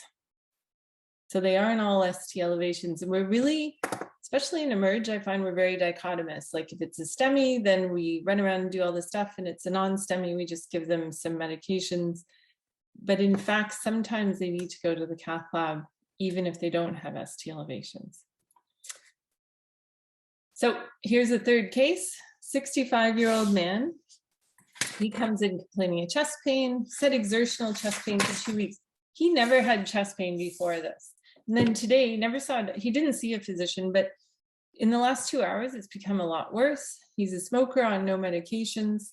And these are his vital signs. So hypertensive, borderline tachycardic, afebrile. He's not tachypnic or hypoxic. He's thin, he's in no acute distress. And this is what his ECG looks like.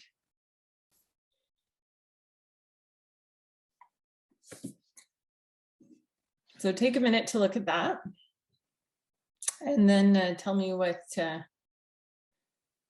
you think this is.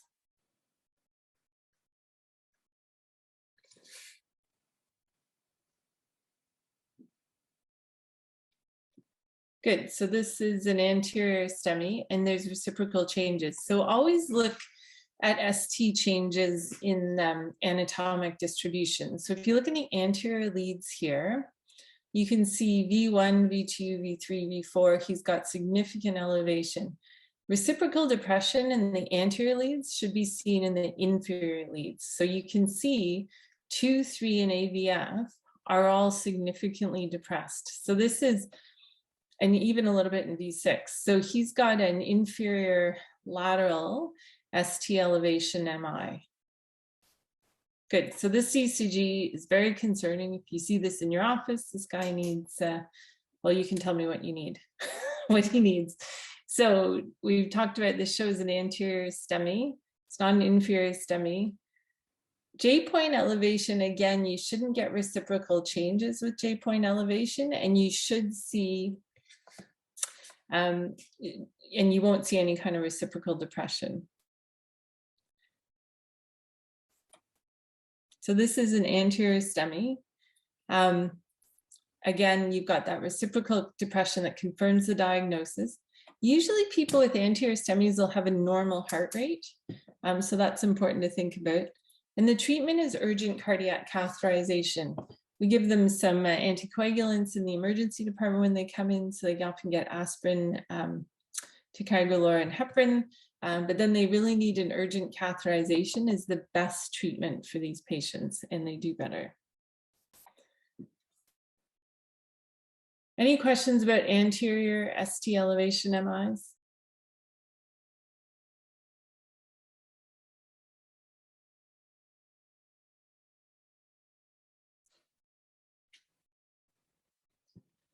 Everybody's good? Okay, we'll keep going. So here's another case. This lady's 72. She's come in complaining of chest pain. And she had a sudden onset crushing retrosternal chest pain. It's about 10 out of 10. She has a history of some cardiac risk factors. She's hypertensive, high cholesterol. Her heart rate's 50. She's a bit hypotensive at 90/50.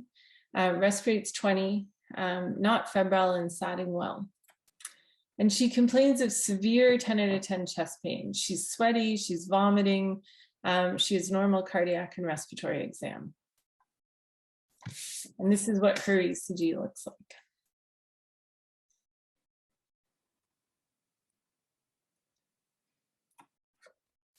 So take a look at this for a second.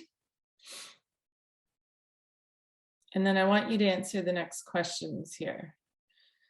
So which of the following statements is true here? So this can't be an inferior STEMI because there's no reciprocal depression B1 to B3. The patient should be given aspirin and nitroglycerin. The patient needs an urgent stress test. And a 15-lead ECG should be done to look for a right ventricular infarct.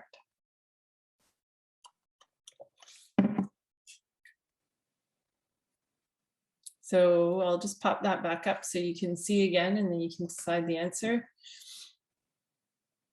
Good. Seems like everybody's got the right answer. Awesome. Yeah, so this, in inferior ST elevation MIs, you get reciprocal depression in AVL. So it's not the reverse of an anterior ST elevation MI.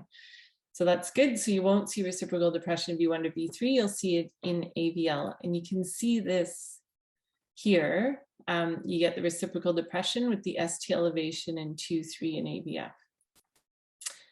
Patients should be given aspirin and nitroglycerin. Aspirin, yes, but not nitroglycerin. If you think about it, nitroglycerin does help relieve pain, but it has no morbidity or mortality benefit in an acute coronary syndrome. Doesn't make people live longer, might relieve their pain a bit, but it doesn't really help at all with the medical condition.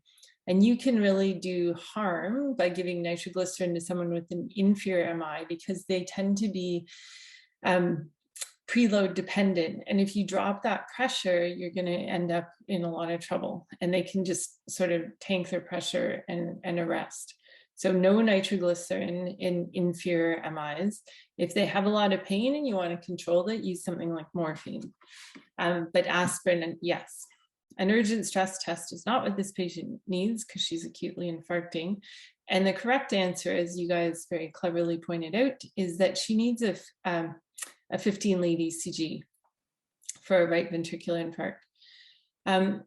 So we talked about and the other thing I wanted to point out with inferior MIs is they're often, they say they're all bratty and barfing, right? So because of the electrical conduction of your heart, it sort of takes out the rhythm component. So you end up with sinus bradycardia in a lot of inferior MIs, as well as they tend to be vomiting a lot. And you should see reciprocal depression in AVL. So this person needs aspirin, ticagrelor, and heparin, and an urgent trip to the cath lab. The 15-lead ECG is important. And here's a 15-lead ECG, and you're looking at, these are V4R, this is V8 and V9. But what I want to point out here is the ST elevation in V4R. So this is your 15 lead ECG. And again, you can see the ST elevation in 2-3 and AVF with this reciprocal depression in AVL. So you can still see the ST elevation MI here with elevation in V4R. So this is actually an inferior STEMI with a right ventricular infarct. So who cares? Why bother? Like, why not just send her to the cath lab because she's going to go there anyways? It's important to know this because people with right ventricular infarcts have much higher rates of hypotension, much higher need of pacemakers insertion, and they tend to have a much higher mortality than if they're just isolated inferior infarctions. So this, you can sort of help sort of manage expectations and let people know, and also have a much more, people need to be monitored much more closely with if the right ventricle is involved as well. So I'll just take a look at the chat. Any questions about inferior MIs?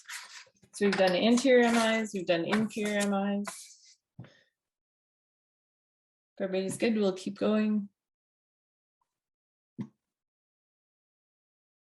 You can see, so Henry had a question, if you see reciprocal changes for lateral leads too for inferior MI, yes. And I guess, and again, it just sort of speaks to the degree of damage to the ventricles. So yes, and what I always think about is if you're ending up with sort of ST depression in the lateral leads, that means that the infarct is actually going around the ventricle to the lateral side. So worse prognosis as well, but not as much probably evidence around that, if that makes sense. These comics are time. Thanks. I like these comics too. They're funny. I know it's after Christmas, but we got to keep Christmas going. Okay, so we're going to keep going with our ST or our myocardial infarction themes. So here's another case. This guy's 42, comes in complaining of chest pain. Sudden onset, always beware of the sudden onset chest pain. Exertional chest pain should also make you worry, as should vomiting. Everybody's nauseated, but vomiting people with chest pain are concerning, as is when you have radiation of the chest pain. So that's really important, this exertional component on your history. This guy has some significant risk factors, right? Even though he's young, we're seeing more and more young people with MIs. And this is what his vital signs look like. So normal heart rate, well, just borderline tachy, a little hypertensive, not febrile, satting well. And he's never had pain like this before. So that's a huge red flag. Says he's not doing cocaine, which is another cause of chest pain that we could have a whole conversation about. And his physical exam is pretty normal. And this is what his ECG looks like. So take a look at this and tell me what you think.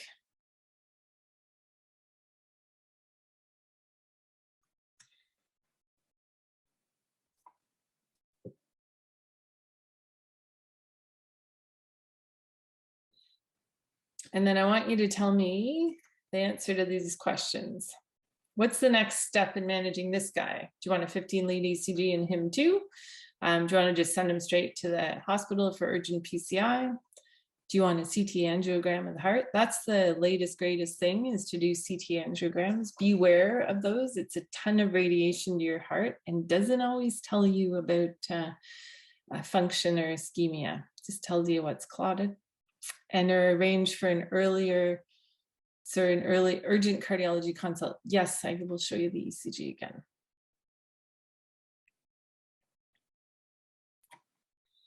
So here's the ECG again.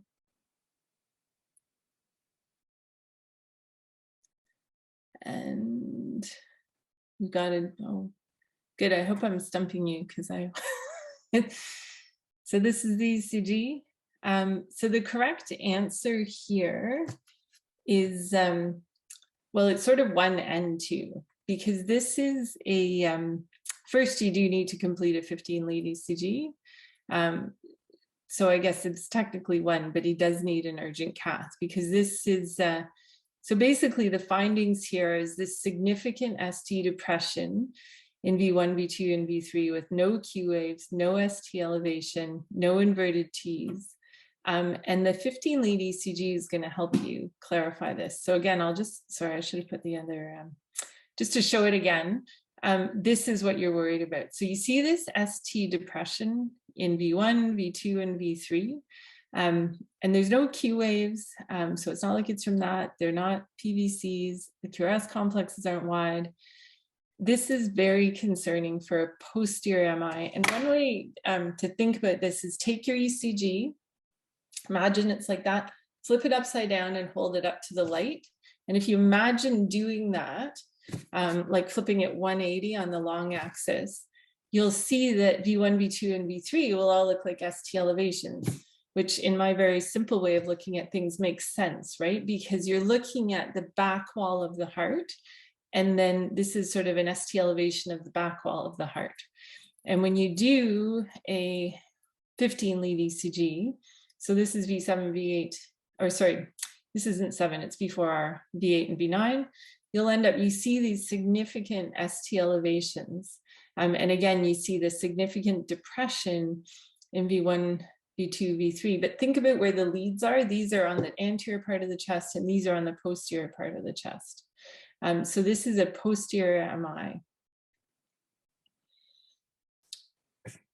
So the management of a posterior MI it's called a posterior STEMI, is aspirin, ticagrelor, heparin, and an urgent PCI. And these are just a schematic of what you need to think about, right? So this is the ST depression in the anterior leads to make you very nervous. So again, who cares about posterior MIs? Same as with the right ventricle infarctions, they have a higher risk of ventricular dysfunction and death. So that's never good. And we're trying to avoid death. Isolated posterior MI has a 22% incidence as well as severe mitral regurgitation. So often need a mitral valve fix, and they get more benefit for reperfusion therapy. So easy to miss this in this guy, because he doesn't have ST elevation, right? So it's easy to treat this as a non-STEMI, but these people do much better if they go to the cath lab. So this is in the latest sort of American Heart Association guidelines. They call ST depression in V1 to V3 a STEMI equivalent. And the other way to think about this is it's an occlusion MI. So to try and move away from the dichotomous like STEMI, non-STEMI, STEMIs go to cath labs and non-STEMIs don't. And this is just about a reminder of where to put these leads. So this is a cross section through the heart. And so V4R goes on this side, and that's where you put the leads. This is where, so it's on the right side of the chest. And then, so if you look V1 to V6, you guys should all know how to, I think you all do ECG. You should have all done ECG, how to put them on and do them. And then V8 and V9, V8's in the midline of the scapula, V9 is midway between this spinous processes and the midline of the scapula. Oh, and I put in arrows, I forgot.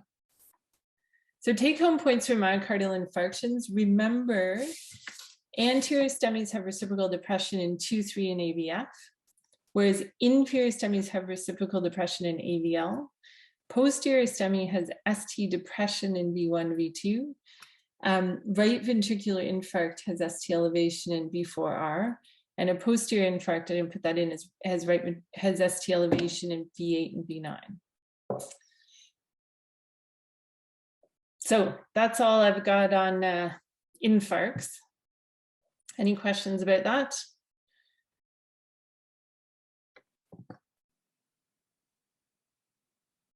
Everybody's good? So the last thing I want to talk about just quickly is just some arrhythmias. Because arrhythmias are also fun and seen on ECGs. So this guy is a patient I also saw, 18-year-old with palpitations. He's fainted a couple of times in the past, but being an 18-year-old guy, didn't really think too much about it, didn't seek medical attention. Today he's washing the car and he has palpitations and faints in the driveway. He's totally healthy, doesn't do drugs. He comes in with a heart rate of 260, He's tachypnic, hypotensive, not febrile, and he's pale and diaphoretic. And this is what his ECG looks like. So this ECG gives me palpitations. You don't really want, and this is not, like a heart rate of 260 is not sustainable by really anyone. Although this healthy 18-year-old's doing a good job of managing with it, but he's not great, right? He's unstable. So what's the immediate treatment that's indicated for this? Do you give him adenosine, 6 milligrams IV push? Do you do synchronized cardioversion? Do you try to slow him down with metoprolol? Or do you transfer him quickly to cardiology for a pacemaker? Good, so everybody's saying 2, awesome.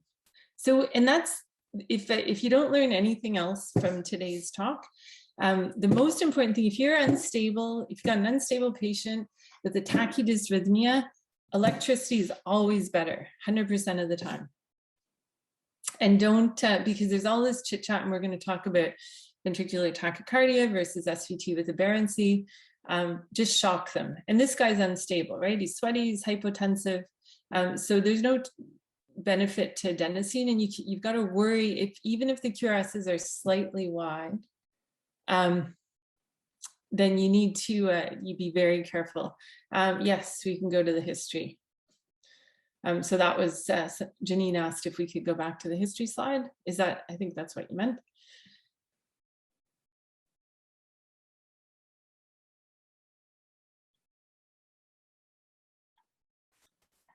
Okay, so couple things.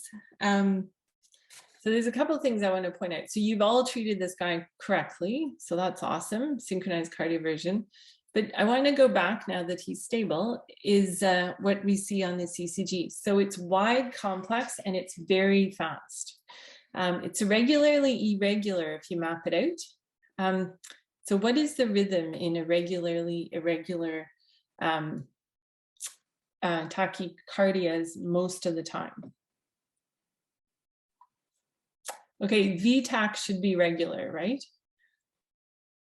Yeah, so atrial, always guess AFib if it's irregularly irregular, because you'll be right like 90% of the time.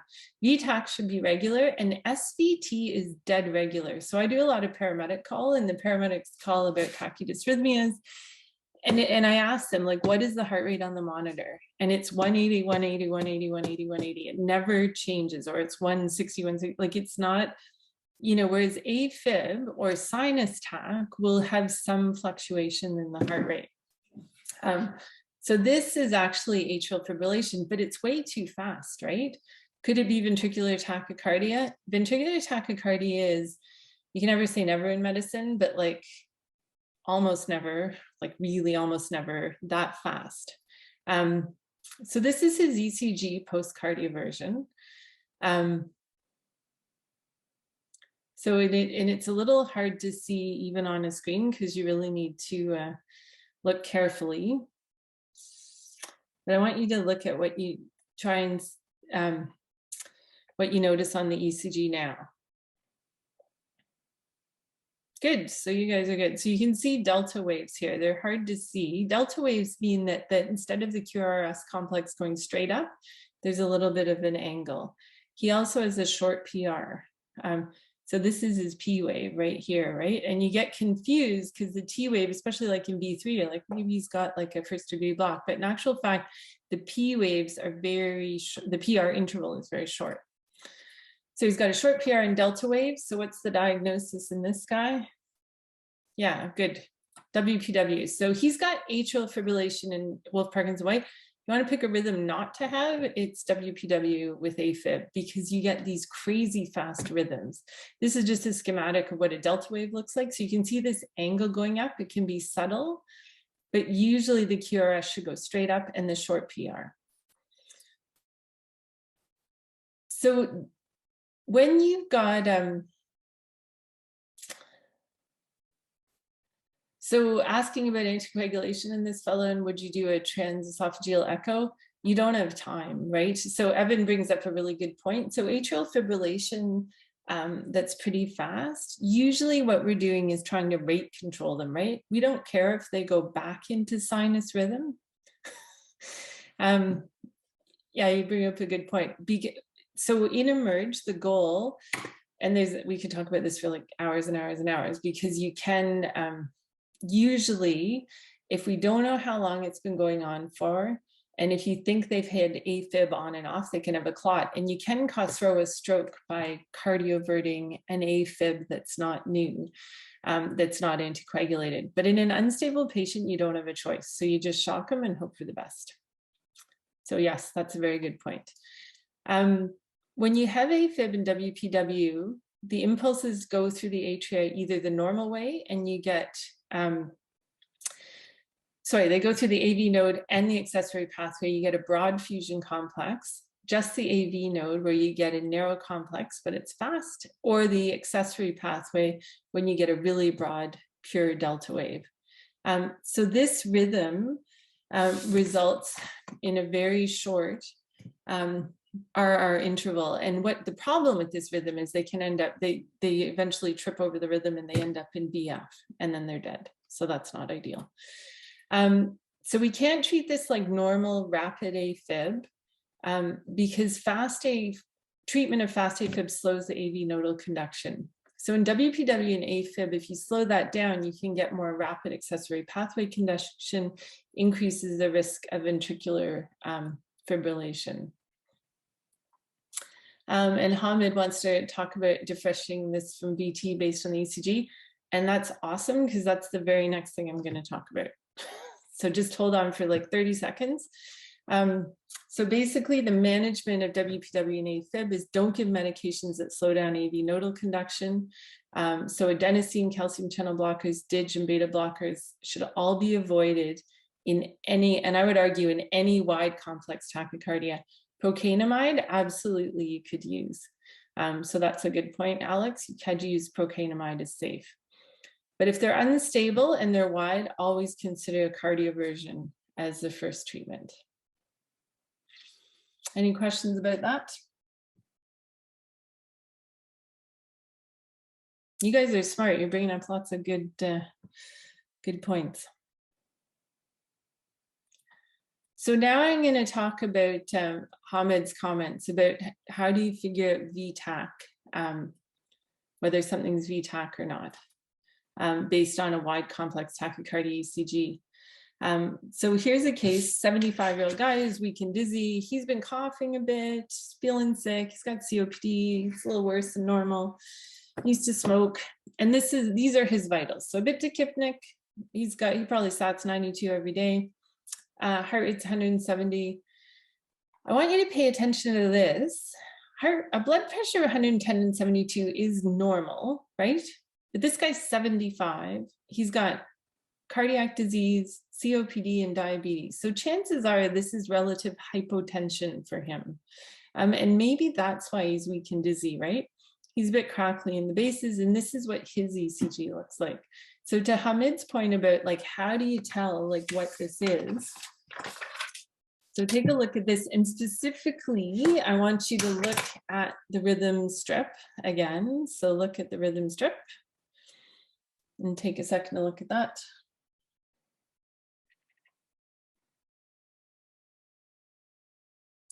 And then we'll talk about what we find here. So what does this show? Is this SVT? So supraventricular tachycardia, is it a left bundle branch block? Is it VTAC?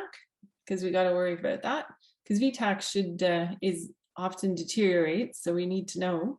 Or is it just sinus tach? And he's a little bit maybe in heart failure, his COPD is acting up.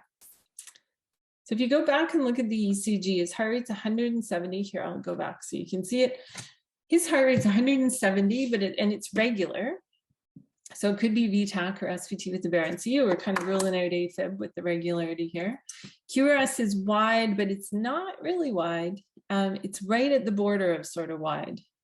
So it makes it difficult to differentiate whether it's VTAC or SVT. What you really need to look at is you got a clue here. So if you look at these first 5 beats, it's beat, beat, beat. Oops. Oh, shoot. Now what have I done? Sorry. Sorry about that. I got trigger happy with my mouse. So this beat is different, and that is a capture beat. So now think about the answer to this question. What is this rhythm? Because the whole clue to this is within this beat here. Anyone want to throw out a guess?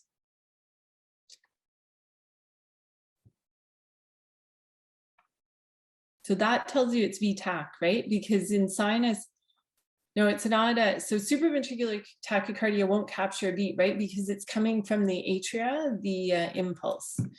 So this is actually V-tach, because what you've got here is V-tach, V-tach, and then all of a sudden a beat goes through the normal pathway. So coming through the atria, you get this capture beat, and then it goes back to V-tach, V-tach, V-tach for the rest of it. So this is V-tach, not SVT. And to Hamid's point, that's one way to tell the difference. This is more typical of what V-tach looks like, and this is a little bit easier to wrap, certainly my head around. This is V-tach, needs cardioversion or procainamide if they're stable. But how do you tell the difference? So V-tach, usually they're older, usually they've got cardiac disease, and you can get these ECG findings, fusion beats, capture beats, and there's concordance.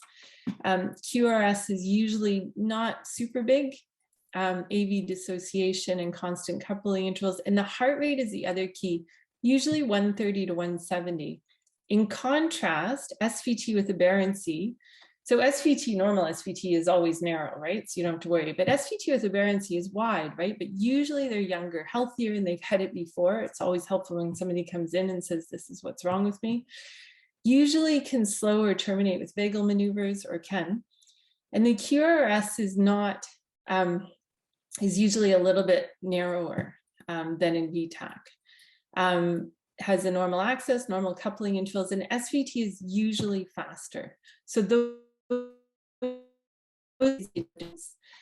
this is an example of capture beats. So V-tach, V-tach, V-tach, V-tach. Oops, we get an actual normal beat and then V-tach. So the atria trying to come through with normal beat.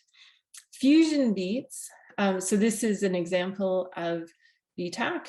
And then the fusion beats in V-tach. Again, if you imagine the V-tach beat with the normal sinus beat, and then you get this kind of escape beat. If you think of sort of mushing this beat together with that beat, it ends up looking something like that. So that's a fusion beat, and then positive concordance in V-tach, all the complexes V1 to V6 will be upright. So that's the other way that these are other clues that you're looking at V-tach. And if they're unstable, they need synchronized cardioversion. If they're stable, you can try procainamide. There's some evidence works better than amiodarone. And then usually I think of V-tach as being caused by something, whether it's an MI, drug toxicity, ischemic heart disease, or cardiomyopathy. Try to fix the underlying cause. Go back to the comparison table. This one, there you go. And I'll give this, like, there's a lot in this talk. Like, you could talk about V-tach versus SVT like for hours. So don't worry about writing all this stuff down, because I'll give this talk to in this table or whoever wants it. Any questions about V-tach versus SVT?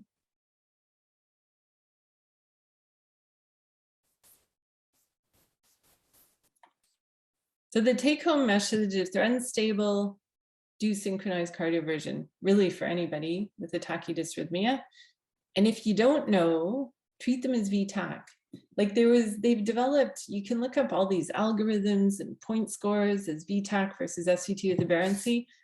If you treat it as V-tach, you'll be right more than 90% of the time. So everybody's good? So that's all I'm gonna chat about with ECGs.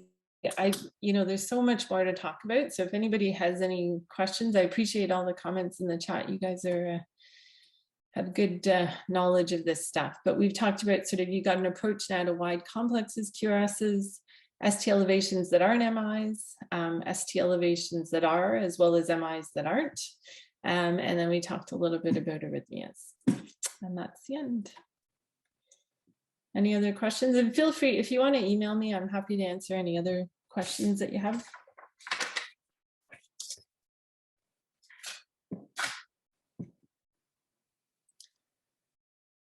Everybody's good. And then now, if you guys don't mind, I have this really, the X-ray talk's a little bit quicker. And if you guys don't mind, if we pop right into that, I really have to go at 11 because I have this meeting that I didn't want to have. So we'll do a quick X-ray talk and then Yeah, so we'll and then do we'll go the from there. X-ray talk, and then afterwards we'll reschedule our break to 11 to 11:15. Yeah, great. Thank you. Thanks for accommodating my hecticness. Those are my kids.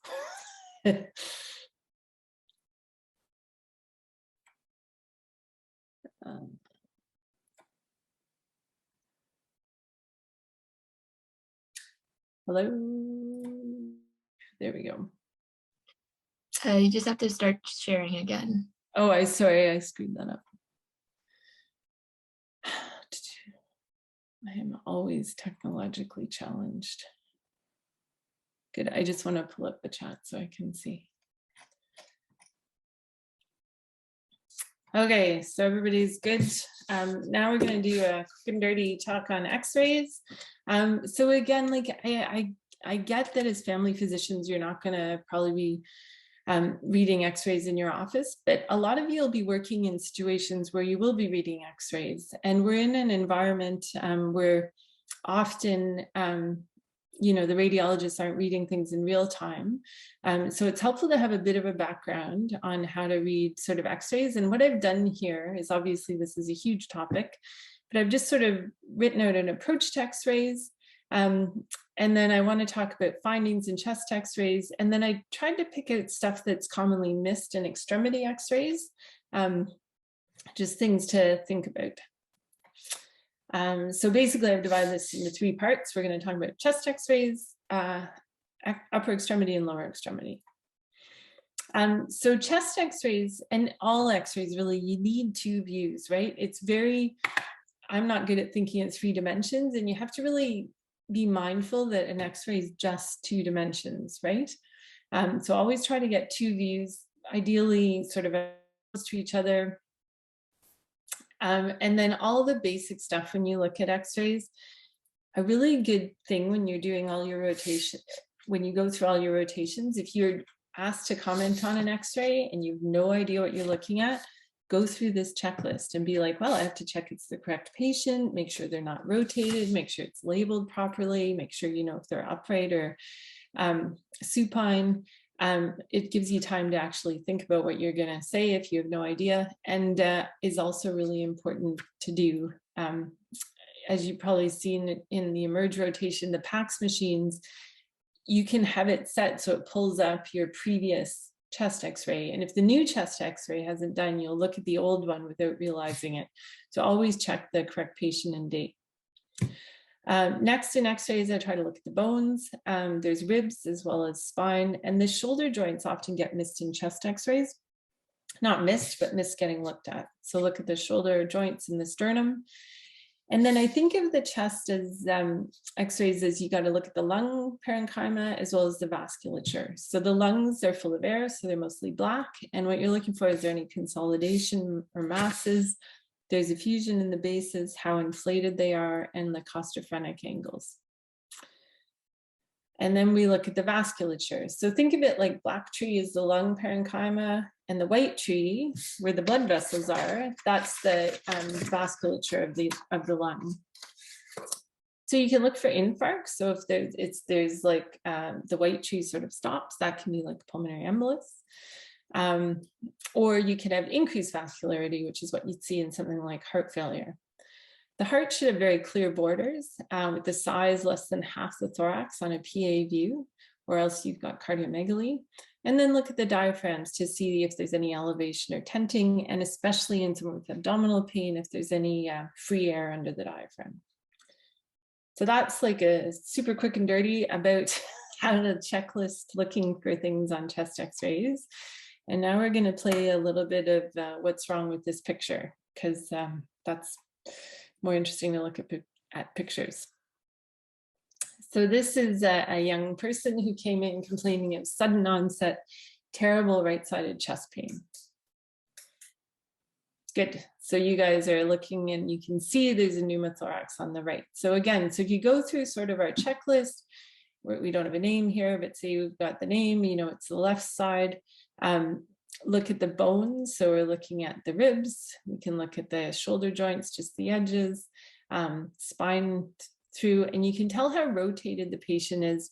The spinous process should be right in the middle of the ends of the clavicle. So this person is actually a little bit rotated because this clavicle ends here and this one ends here. And then we look at sort of the black tree and the white tree in the lungs. So again, nice clear heart borders.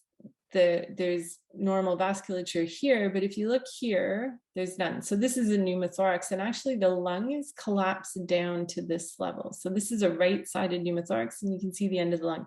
So this is a pretty ginormous pneumothorax, and would probably, and not probably, but definitely needs a chest tube. And these can spontaneously happen in young, healthy people. Here's one that's a little more subtle, right? So the pleural line is actually here. So this one, but presents the same, right? Pneumothorax is really hurt. So it presents with severe chest pain and has a tiny little pneumothorax here. These we often manage conservatively now, and there's some good evidence that even sort of moderate sized pneumothoraxes can go home for conservative management and repeat chest x-rays. And then here's a picture. So I want you guys to tell me what, and this is very helpfully labeled, this is normal and this is not normal. So what are you seeing in this? What's the difference here in this chest x-ray and the other one?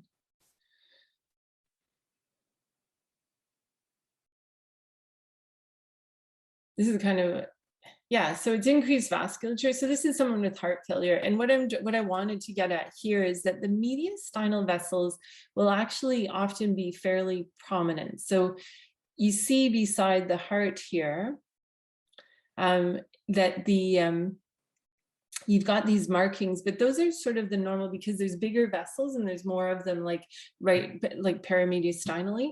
And so that is normal. But you can see here on the x-ray on the left, there's all this increased sort of white tree vasculature, as well as everything looks a little bit blurry.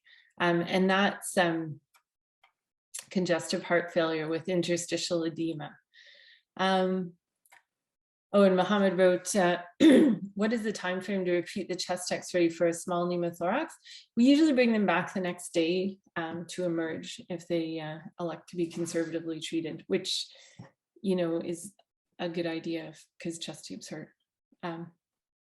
Yeah, so usually we bring them back the next day, so 24 hours, and often they're resolved.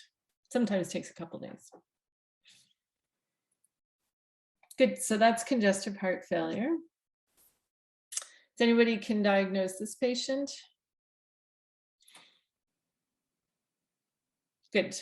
So COPD is the answer here. So this is a good example of COPD lungs, so very flat diaphragm. So these patients, they're using all their ATB to breathe. Often they're like very minimal extra tissue or fat. And you can see how thin this person is. So very little subcutaneous tissue because they use all their energy to breathe. I always think of their lungs instead of little bubbles, they're just big sacs of air. So flat diaphragms, very hyperinflated. You can see all the way down to the bottom ribs. Another thing to remember with COPD is that it's very difficult because there's such big sort of bags of air. They can hide a consolidation in there. So it's often very hard to see a pneumonia in COPD lungs just because they're just so big and dilated. So we often treat them with antibiotics, and there's good evidence for that in moderate to severe COPD exacerbations. Okay, here's another one. What do you guys think of this x-ray?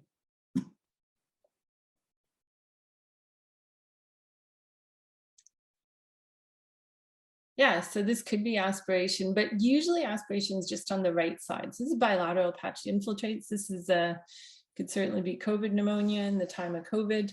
This is actually just a really bad pneumonia that's that's in like patchy consolidation in both lungs. Usually COVID pneumonia is more in the bases. Could it be TB? Usually, but usually TB is more in the upper lobes. But again, if you've got like totally decompensated TB pneumonia, or like somebody that's got untreated HIV, you can see pneumonias like this. What do you guys think about this? This one's a little trickier.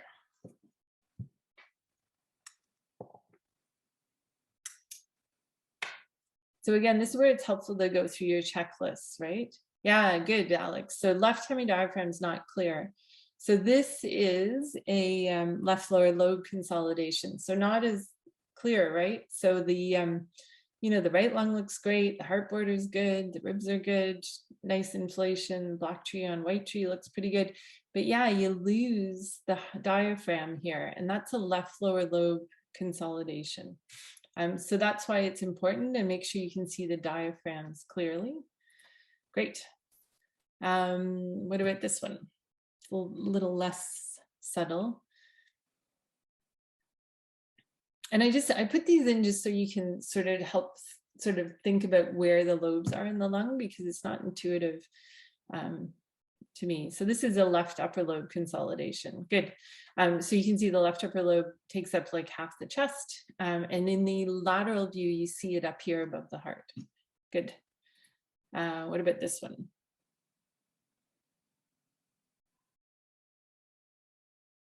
So this one's, yep, good fluid in the right fissure. Yeah, and there's a consolidation in the right upper lobe. Think too with gravity, because the vasculature, if we're talking about that black or the white tree, when people are standing up, the vasculature in the lower lobes is always going to look a little bit more dense just because of gravity. There's more to it. So if you compare the sort of left upper lobe here with the right upper lobe, you see all this consolidation. That's a right upper lobe consolidation with some fluid in the fissure. And it looks like it's pulling it up a bit. Good. What about this one?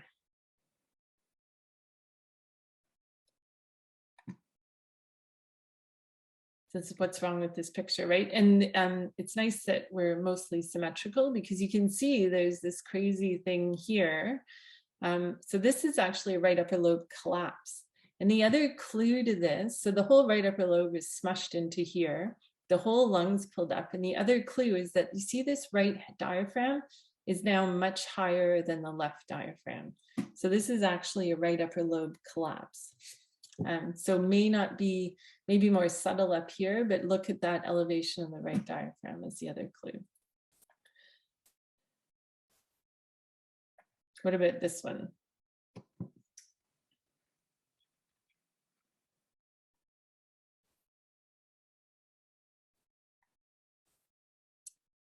So this is a right middle lobe consolidation. And again, exactly. So you're looking at the heart borders, you look at the diaphragm, and you lose this right heart border here.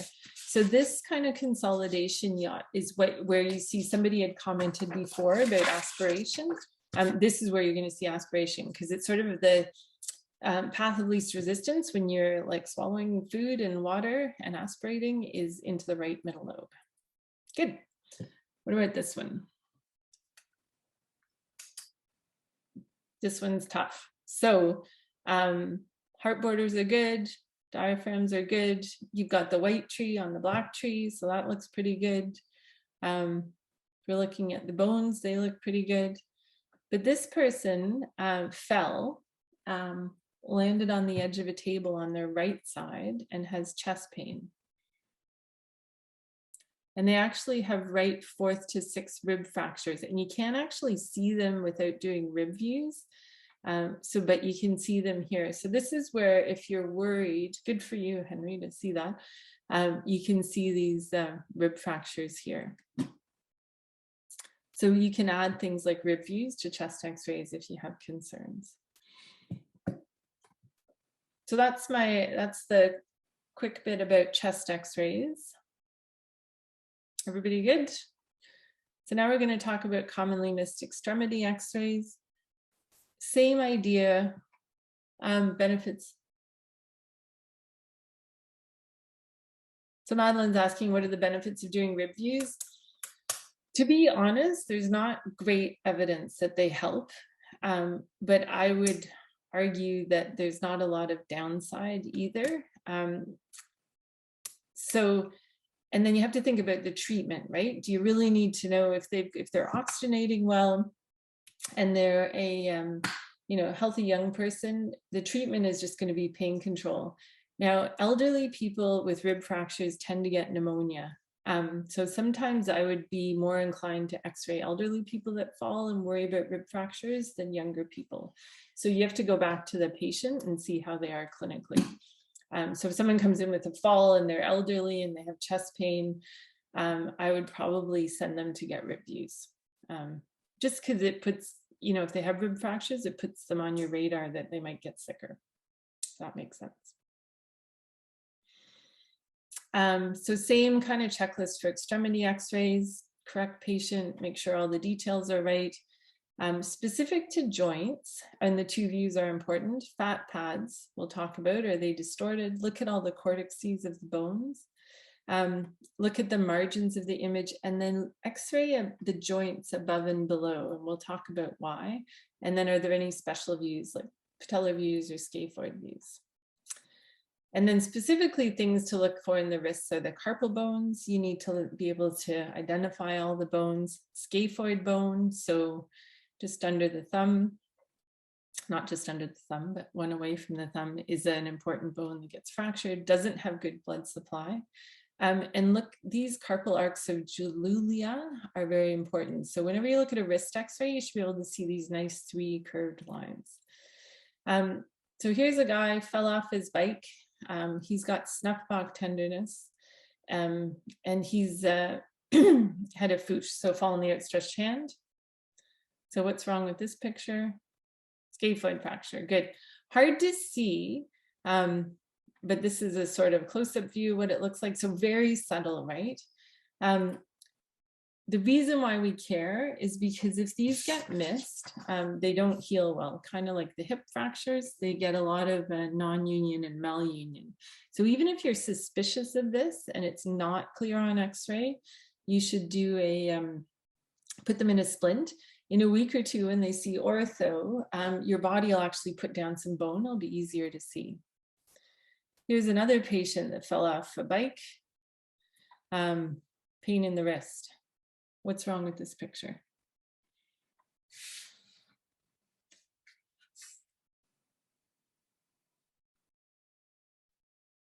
Great, distal radius fracture, interarticular, good, Colles fracture, excellent. But I'm trying to trick you here because you also see this big gap here, right? So yes, this has a distal radius fracture. You're absolutely right. You can see it here, but there's also a scapholunate dissociation, also called the Terry Thomas or David Letterman sign for like that gap in their teeth. Here's another one. What's wrong with this picture? And again, I'm trying to trick you by distracting you with the actual broken bone. So this one actually isn't a Colles fracture. It's hard to tell. It might be a Colles fracture. I'm not sure if that line's a fracture. So we'll say it's a Colles fracture. The ulnar styloid fracture is the easy one, absolutely. But look at this lunate here. You see how it's tilted up? And if you look, this is what it should look like, right? So the lunate is it's turned up. So easy to miss this, right? It's called the piece of pie sign. And then if you look laterally, same patient, you can see that the lunate's actually completely dissociated. So the lunate's a funny bone in the wrist, right beside the scaphoid, opposed to the radius. And you get 4 stages of disruption to complete dislocation. Again, you don't need to memorize this. The take-home message here is that I want you to know to look at that scaphoid lunate association, make sure there's not a gap and that there's no twisting of the lunate, especially if they have other fractures in the wrist. Why do we care about these? Because we miss them and they cause damage to the median nerve. And this isn't a surgical repair, right? So distal radius, Colles fractures, we reduce them, splint them, send them home. But if you've got a perilunate or lunate dissociation, you need to go to the operating room urgently. Any questions about that?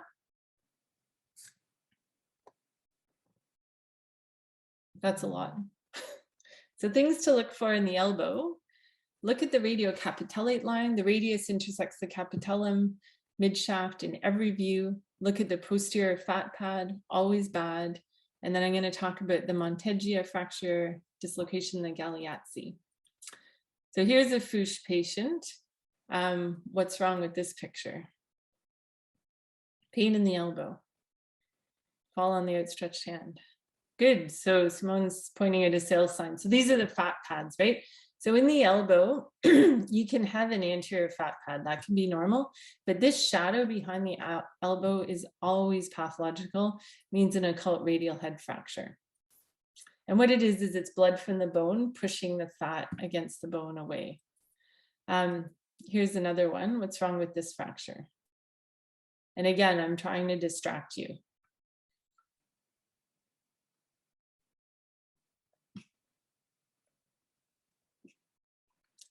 So the problem here is there's an obvious, good, you guys are awesome. So midshaft fracture here, but there's an ulnar fracture with a radial head dislocation. And that is called a Monteggia fracture. Again, if you don't image the elbow and you're just focused on the ulna, you're going to miss this. And same thing, needs to go to the OR. So ulnar fracture, radial head dissociation. Sort of the opposite of this is the Galeazzi fracture, right? So radius fracture, but at the wrist, you dislocate the ulna. Same idea, needs to go to the OR. So you've got your radius fracture with your ulnar dislocation. So that's just a few things in the forearm and elbow and upper extremities. And we're in the home stretch. We just got a couple of things to talk about in the lower extremity. So same idea, go through correct patient, 2 views, look for fat pads, cortices, look at the joints above and below and the margins of the image, and then think about any special views you need. So here's a guy playing football. What's wrong with this picture? He's got pain in he just was sort of planted his foot and then sort of twisted and got tackled while he was trying to move.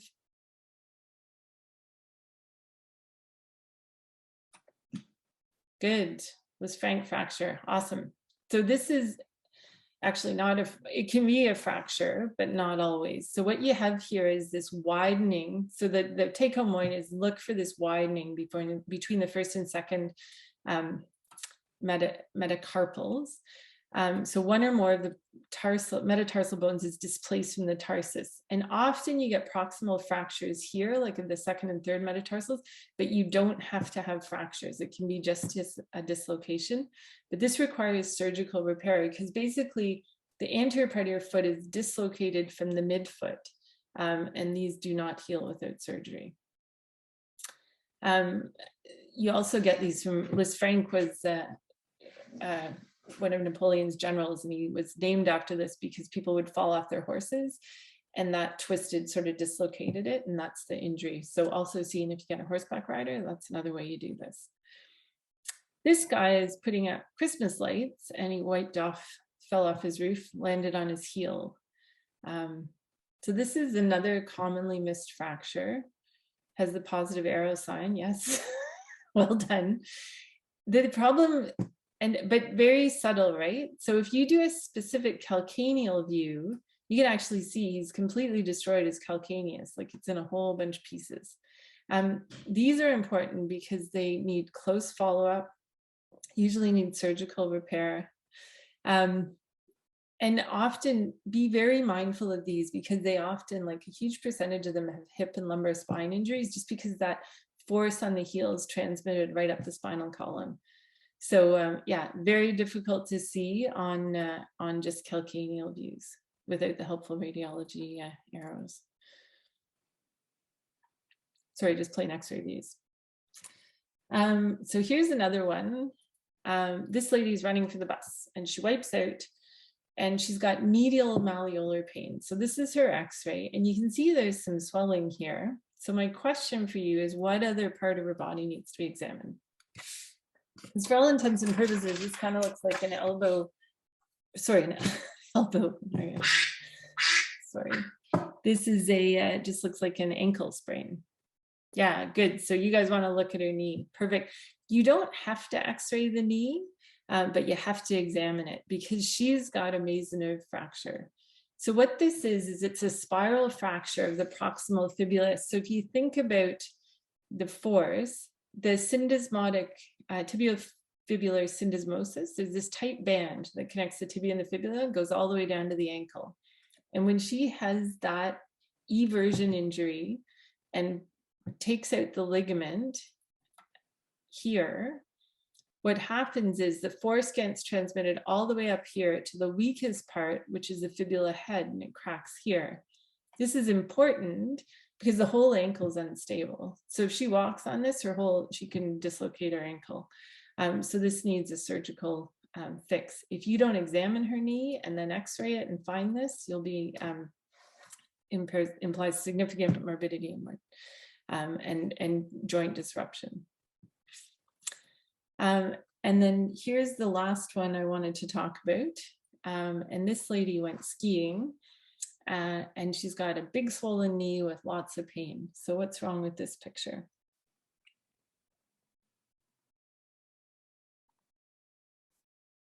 Good, so there's a little avulsion fracture here of the lateral tibia.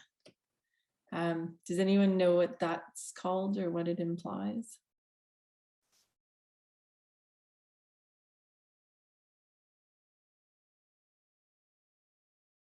It's close, it's not an LCL tear, it's usually an ACL tear, but you're on the right track. So 75% of people that have this kind of Sagan fracture actually have an associated ACL tear.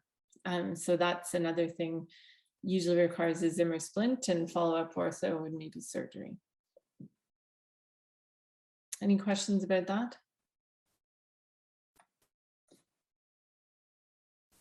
Good, so we kind of like whip through these last few, but basically what we've talked about is chest x-rays. You now can identify pneumothoraxes, CHF, COPD, where the different lobes are in the lungs for pneumonia, and always remember to look at rib fractures if you're worried. We talked about selected upper extremity x-rays, scaphoids. We talked about that tricky little lunate. Make sure you look at that, and radial head, and don't be distracted by the radial fractures.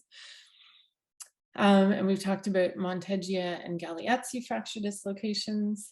And then the commonly missed lower extremity injuries are Lisfranc injuries, calcaneus fractures, mesonerve, and Sagan fractures. And that's it. Does anyone have any questions about anything? Sorry, I was a bit rushed at the end. Thank you so much, Dr. Barker. Thank you for still accommodating us. I think that a lot of us appreciate having insight to x-rays and ECGs, as there's something that we all see but might not have that much experience in. Yeah. Great, and if anyone, you're welcome to email me with any other questions. All right, guys. So if you haven't already, go ahead and take a look at that survey that's been posted in the chat. That'll be very helpful for our next group, who are all very familiar faces. So I'll be introducing them in no particular order other than the one that was given to me. Jesse Schoenberg is a PGY1 at McMaster Family Practice Site. He completed his medical school at University College Cork in Ireland. Elsa is a PGY1 in family medicine, transferred from obstetrics and gynecology, based in Hamilton at the McMaster Family Practice, and she's interested in healthcare access, remote communities, and global health. And then we have Jonah Gold, who is a first-year family medicine resident at Stone Church Family Health Center. And he also attended medical school at McMaster. And then we have Jabron, who is a first-year resident based in Stone Church Family Health Center. And he completed his medical school at Dalhousie in New Brunswick. So the floor is yours, guys.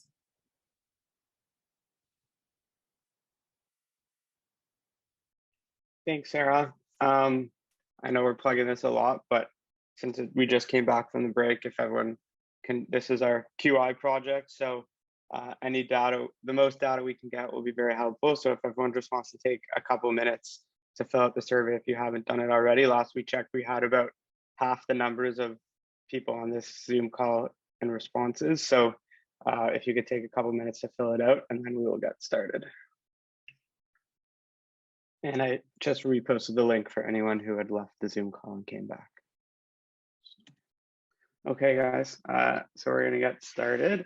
Thanks so much for joining us. As Sarah said, I'm Jonah, and I have Elsa, Jabron, and Jesse with me. And today we're going to present Keeping Your Eyes on the Prize, an approach to primary care of the eye. So just some learning goals for today are to understand the etiology, presentation, management, and complications of common red eye complaints in family practice, and encourage resident comfort in managing these common red eye presentations, as well as some eye emergencies and knowing when to refer to ophthalmology. One more reminder, if you haven't filled out the pre-survey, please do.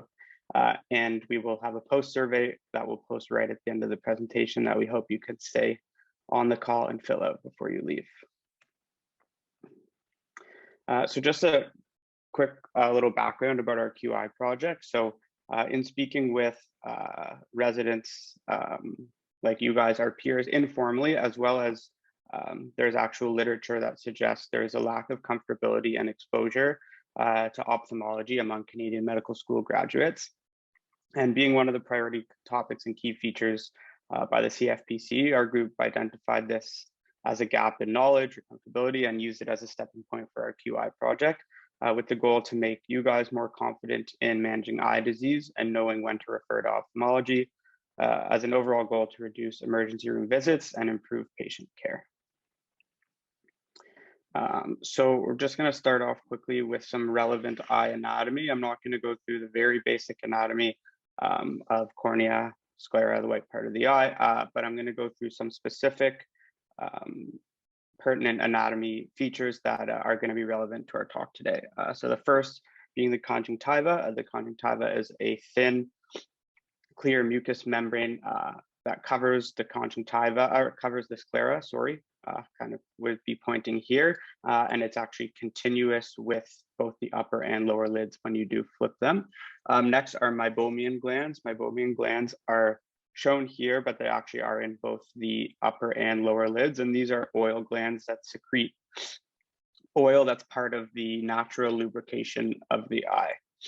Next, over on this side, the ciliary body. So the ciliary body seen here is a pigmented structure that holds the muscle that changes the shape of the lens, which helps us focus our vision. It also secretes aqueous humor, which is the fluid that fills the anterior chamber here. It flows through the pupil into the anterior chamber, and it is what we are measuring when we measure intraocular pressure, which we'll discuss in a little bit.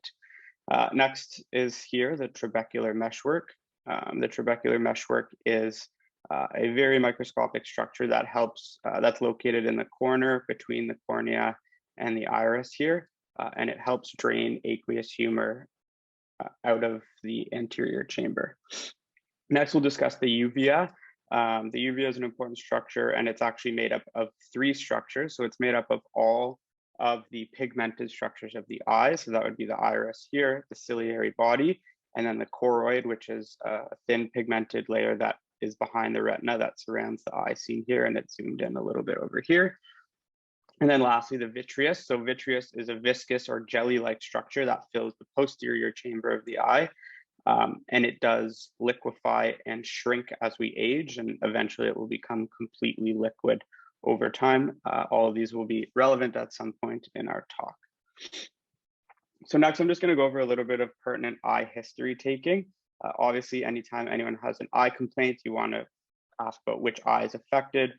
So OD is the right eye, OS is the right eye, or both, and do your typical OPQRST for the presenting complaint. But there are some pertinent associated symptoms that I'm going to go through, and each of these kind of groups will be relevant to a specific disease or pathology that we'll discuss later. So you always want to ask about recent upper respiratory tract infection symptoms, discharge from the eye, itchiness of the eye, and eyes getting stuck shut in the morning, blurred vision, double vision, and photophobia, headache, nausea, vomiting, eye pain, and pain when they move the eye, any flashes in their vision, floaters through their vision, or curtaining of the vision, which is what it sounds when it seems like a curtain has come down over their vision. It would look a little bit hazy, not completely black. Any recent eye trauma, foreign bodies to the eye, or any recent eye surgeries or procedures like an intravitreal injection for macular degeneration. And then past ocular history, like a past medical history. So if they have glasses or have a prescription, or you use contact lenses, any eye surgeries, any eye diseases or systemic diseases that affect the eye, like diabetes or thyroid disease, as well as a personal or family history of specific inflammatory diseases like rheumatoid arthritis, JIA, psoriatic arthritis, and inflammatory bowel disease, as well as multiple sclerosis and rosacea, which we'll discuss later on. So just like our bodies, our eyes also have vital signs, and the three ocular vital signs are vision, pupils, and pressure. And they're written out as below. So vision measured as best corrected visual acuity is important. So when you're measuring vision, you want to make sure if they have glasses or contacts that they're wearing them, because we want to know what it is when it's best corrected. And we'll talk about nomenclature a little bit later and what's normal. Pupils, we measure if they're equal or unequal, reactive or non-reactive, the size, and if there's a relative afferent pupillary defect or RAPD, which we'll also discuss in a second. And then lastly, pressure or tonometry, which is the pressure of the aqueous humor in the anterior chamber, which I just discussed, measured in millimeters of mercury, and we'll discuss what's normal in a sec. So first, we'll talk about checking visual acuity. When we're in office, we're going to use the Snellen's chart. Most offices should have one. You measure at 20 feet away, check both eyes, as I said, wearing glasses or contacts if applicable. Usually I'll check if it's one eye that's affected, I'll check the unaffected eye first, followed by the affected eye. 20/20 is normal, and there's a little bit less than 2200 is legal blindness, and there's a little bit in between. But just a little bit about nomenclature. So if it's written like this, 20/30 minus 2 means it can read this entire line except for 2 letters. It can be any 2. Or if it's written 20/30 plus 2, it means it can read this entire line plus 2 letters on the next line. And you can write it with any variation of letters. Just a little bit of pearls when you're checking vision. If they read a full line, so let's say they read the 20/30 line completely, always check the next line down. Unless you get to 20/20, then you can stop. And if they do 20/30 completely and then they go down to 20/25 and they say they can't read a thing, that should be pretty unlikely. Get them to blink a few times. Sometimes when they're staring and focusing for a little bit, their eye gets a little dry and it can cause blurred vision. So just get them to blink, try and refocus, and you'll see typically they can actually read it pretty well.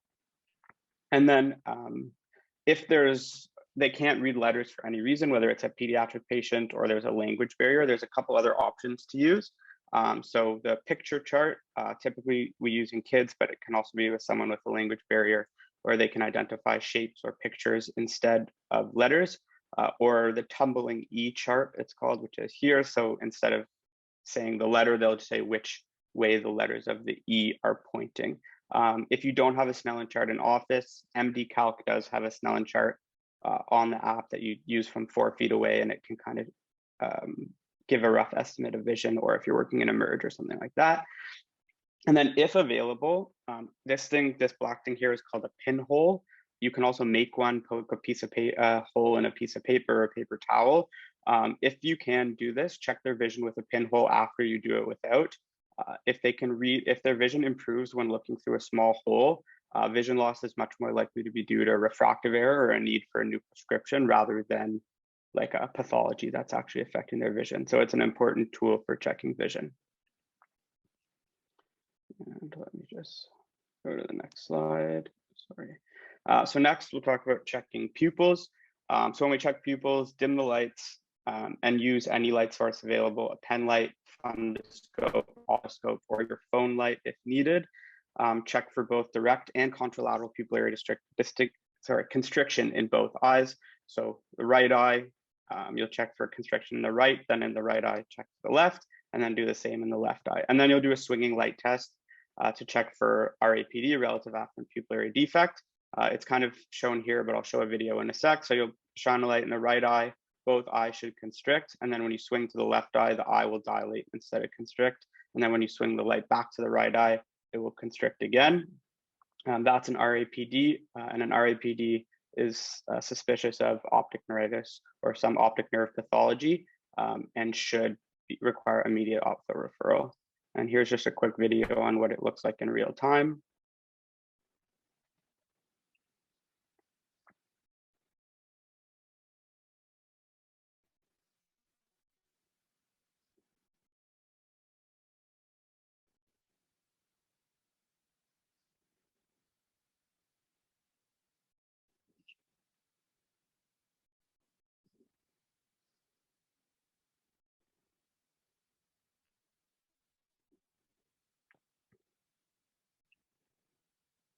All right. Sorry, just. All right, and then we'll move on to checking eye pressure. So the way we do this in office or in Emerge is with a tono pen. When you use a tono pen, apply 1 to 2 drops of tetracaine, 1% or any numbing agent in the eye. Remember to always replace a fresh cover or a sleeve on the tono pen. And then when you're using the tono pen, turn the tono pen on, make sure you open their lids and touch the tono pen to each cornea 10 times. Make sure you're touching the cornea and not the white part of the eye. Normal pressure is less than 20, but typically if you're looking for something like acute angle closure glaucoma, which we'll talk about later, pressure of 21, 22 isn't super concerning. It will be much more elevated than that. A few pearls about checking eye pressure. Squeezing the eye will falsely elevate intraocular pressure. So a couple of things. When you're trying to open their lids, don't press on the eyeball yourself because that will falsely elevate the pressure. So one pearl is, and if you can see in my little screen here, when you're lifting up or down the eyelids, try and lift it up and then like press against the bone on your orbital rim above and below. If you make sure you're touching bone, that makes sure you're not pushing on the eye itself and you won't falsely elevate the pressure. And then when they're squeezing and uncomfortable that something's coming towards their eye, that also will falsely elevate the pressure. So try and make sure they're keeping both eyes open.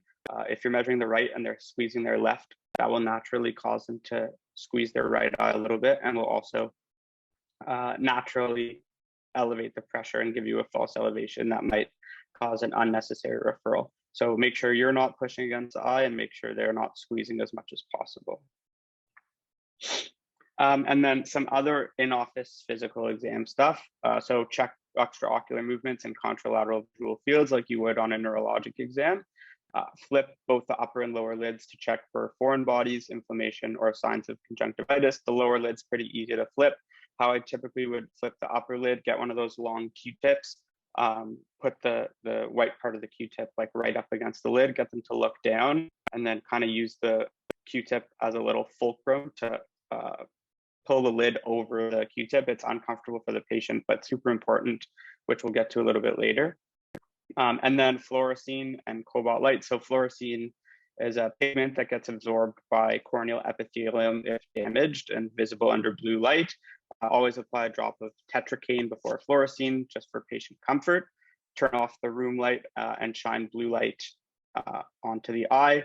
Presence of pooling or kind of this, as you see in this picture, this little bit of fluorescein at the bottom is normal. The tears of the eye will uptake some fluorescein, but if it's like stuck onto the cornea, which we'll go through a little bit later, that is definitely not normal.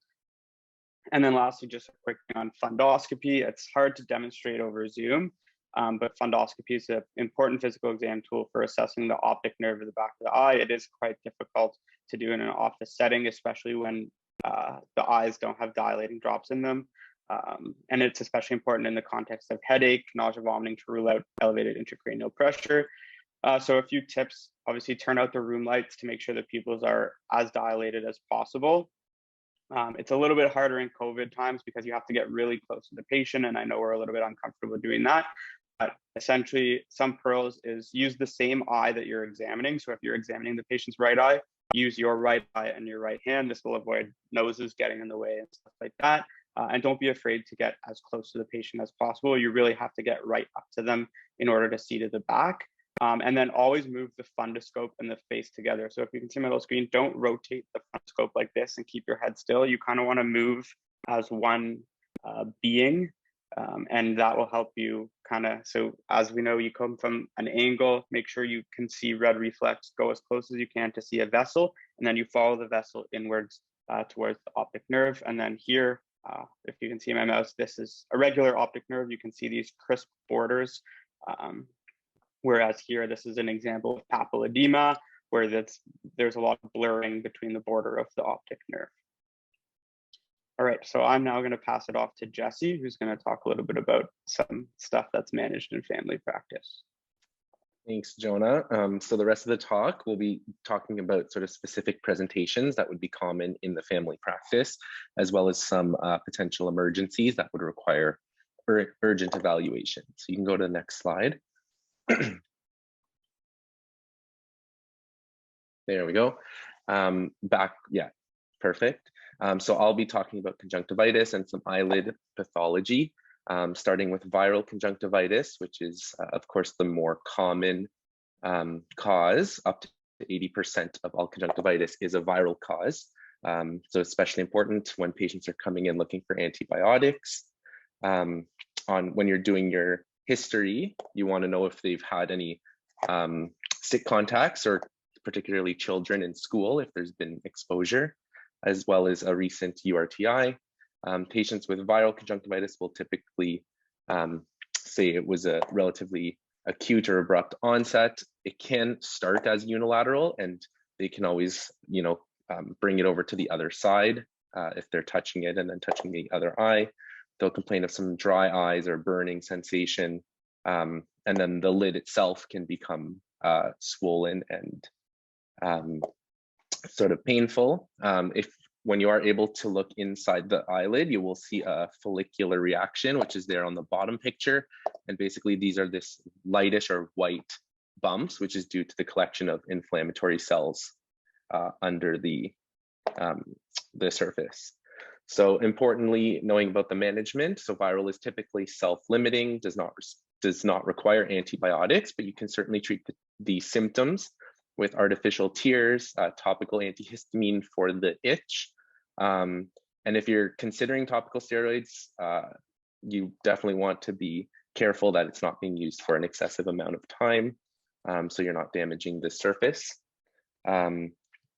And giving good sort of return to care instructions. If things don't get worse or don't improve, over 2 weeks, then you might want to consider alternative diagnosis. Typically, complications are unlikely, but in some rarer cases, or if it's very severe, you can get scarring or damage of the conjunctiva. You can get damage to the surface of the cornea, and so on. So you can go to the next slide.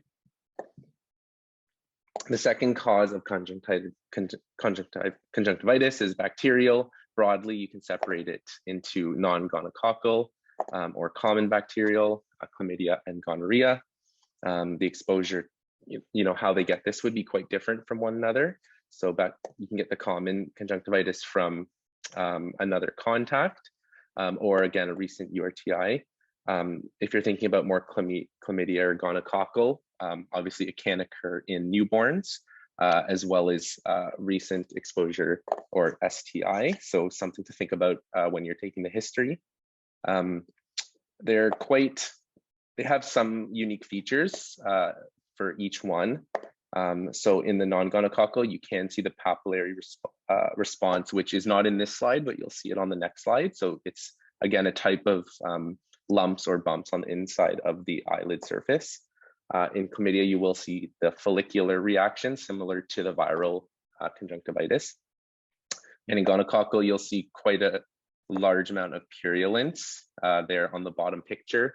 And the important sort of, I guess, difference between viral and bacterial is patients with viral conjunctivitis can still have, that sticky eye in the morning, and they will have some discharge, but it tends to not be as thick and purulent as bacterial. So maybe hard initially to distinguish the two, but certainly there is a difference. For simple or common bacterial, you don't necessarily need antibiotics. They are self-limiting in most cases, but you can consider topical treatment if it is not resolving on its own. For gonococcal and chlamydia, you do want to consider co-treatment there with antibiotics. And important to recognize this because there can be more serious complications if they're left untreated, as you can see down there. So we can go on to the next slide. Third broadly classification of conjunctivitis is allergic. So, in contrast to the previous ones, this is caused not by an infection, but a hypersensitivity to certain environmental factors. And patients will typically, they can also have, other sort of atopic history as well. It presents much more acutely, and it does resolve much quicker than viral or bacterial conjunctivitis. It can come in more of a seasonal pattern. If the exposures are known, or if it's not known, you can consider allergy testing.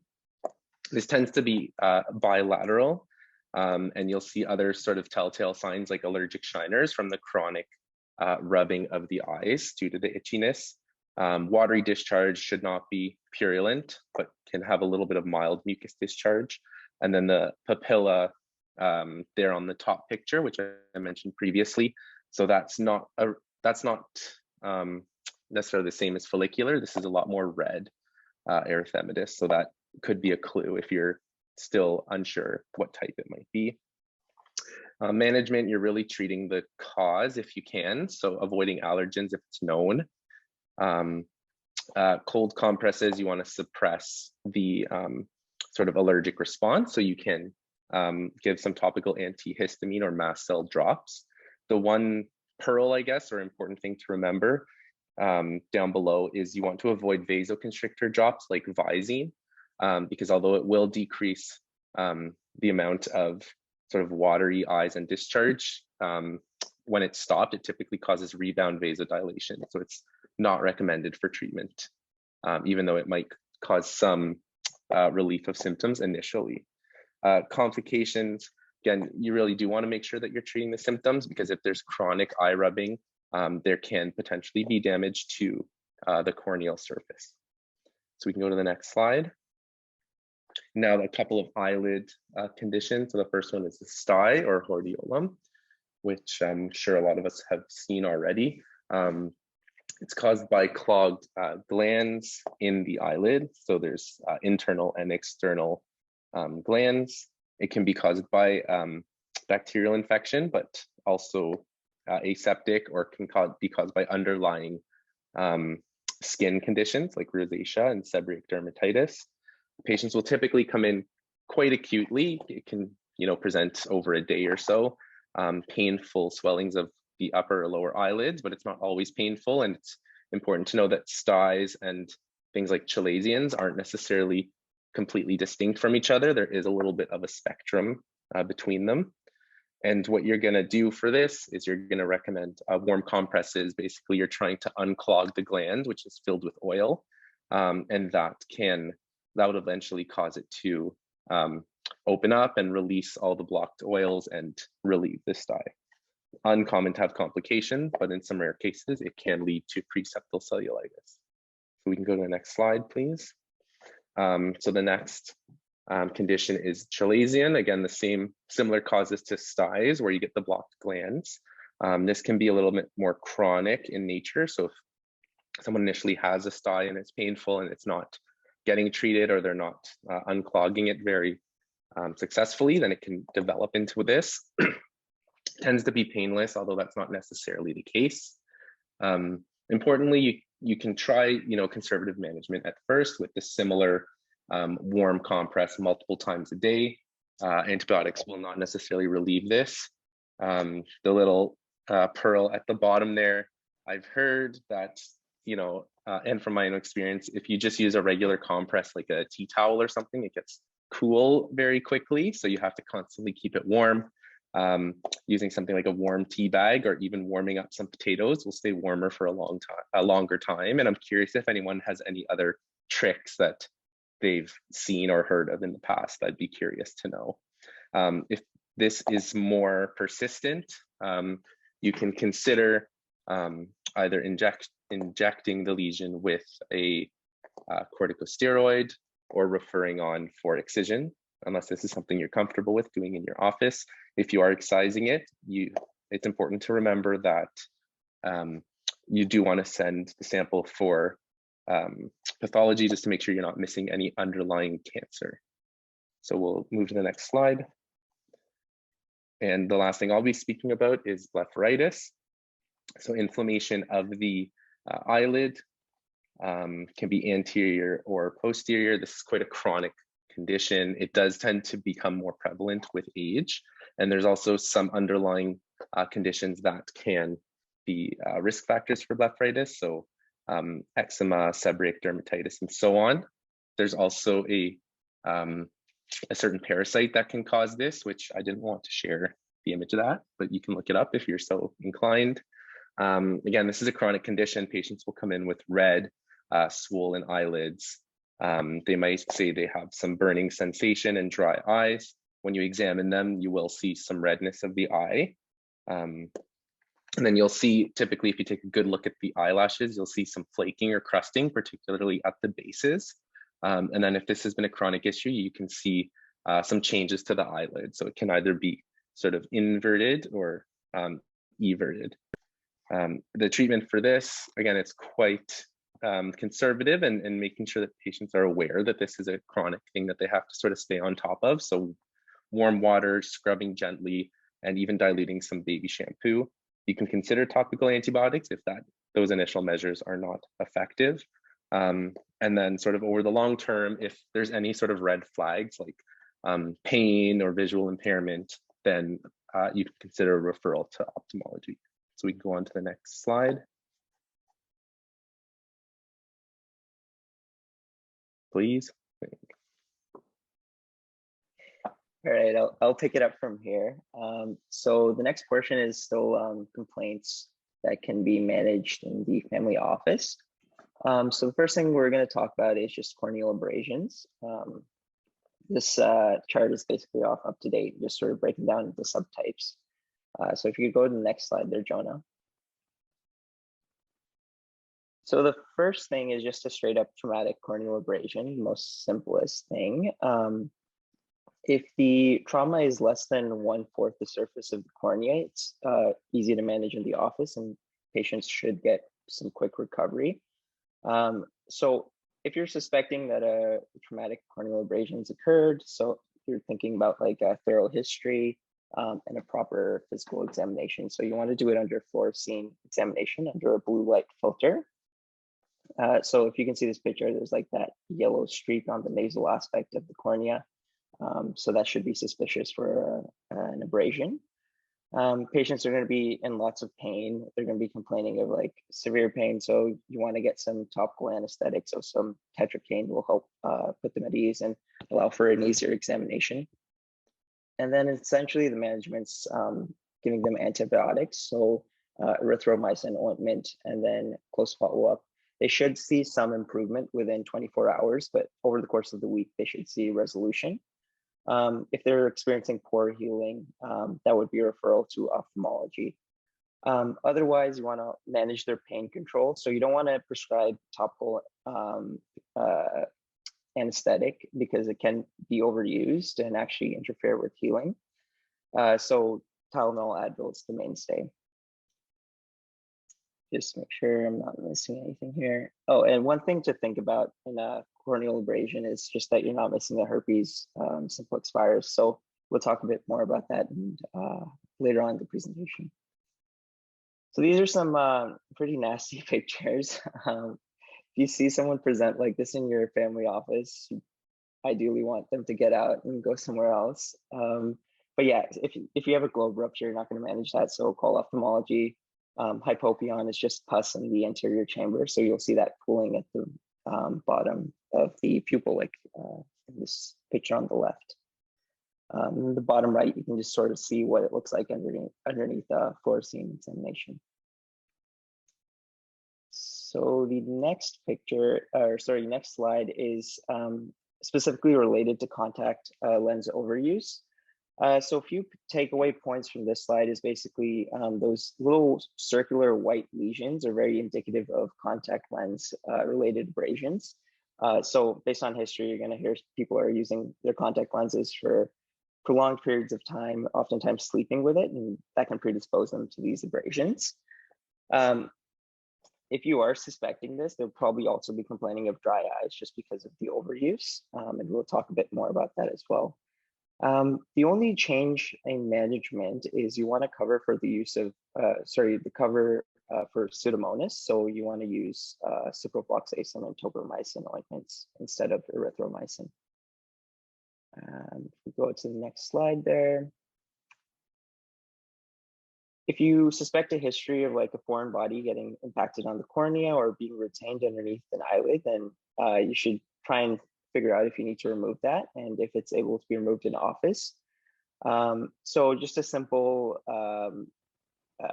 single foreign body in the cornea can be attempted to be removed, but if you're feeling like it's a large foreign body or if it's impacted further, then you may suspect like a globe rupture, so refer on that basis.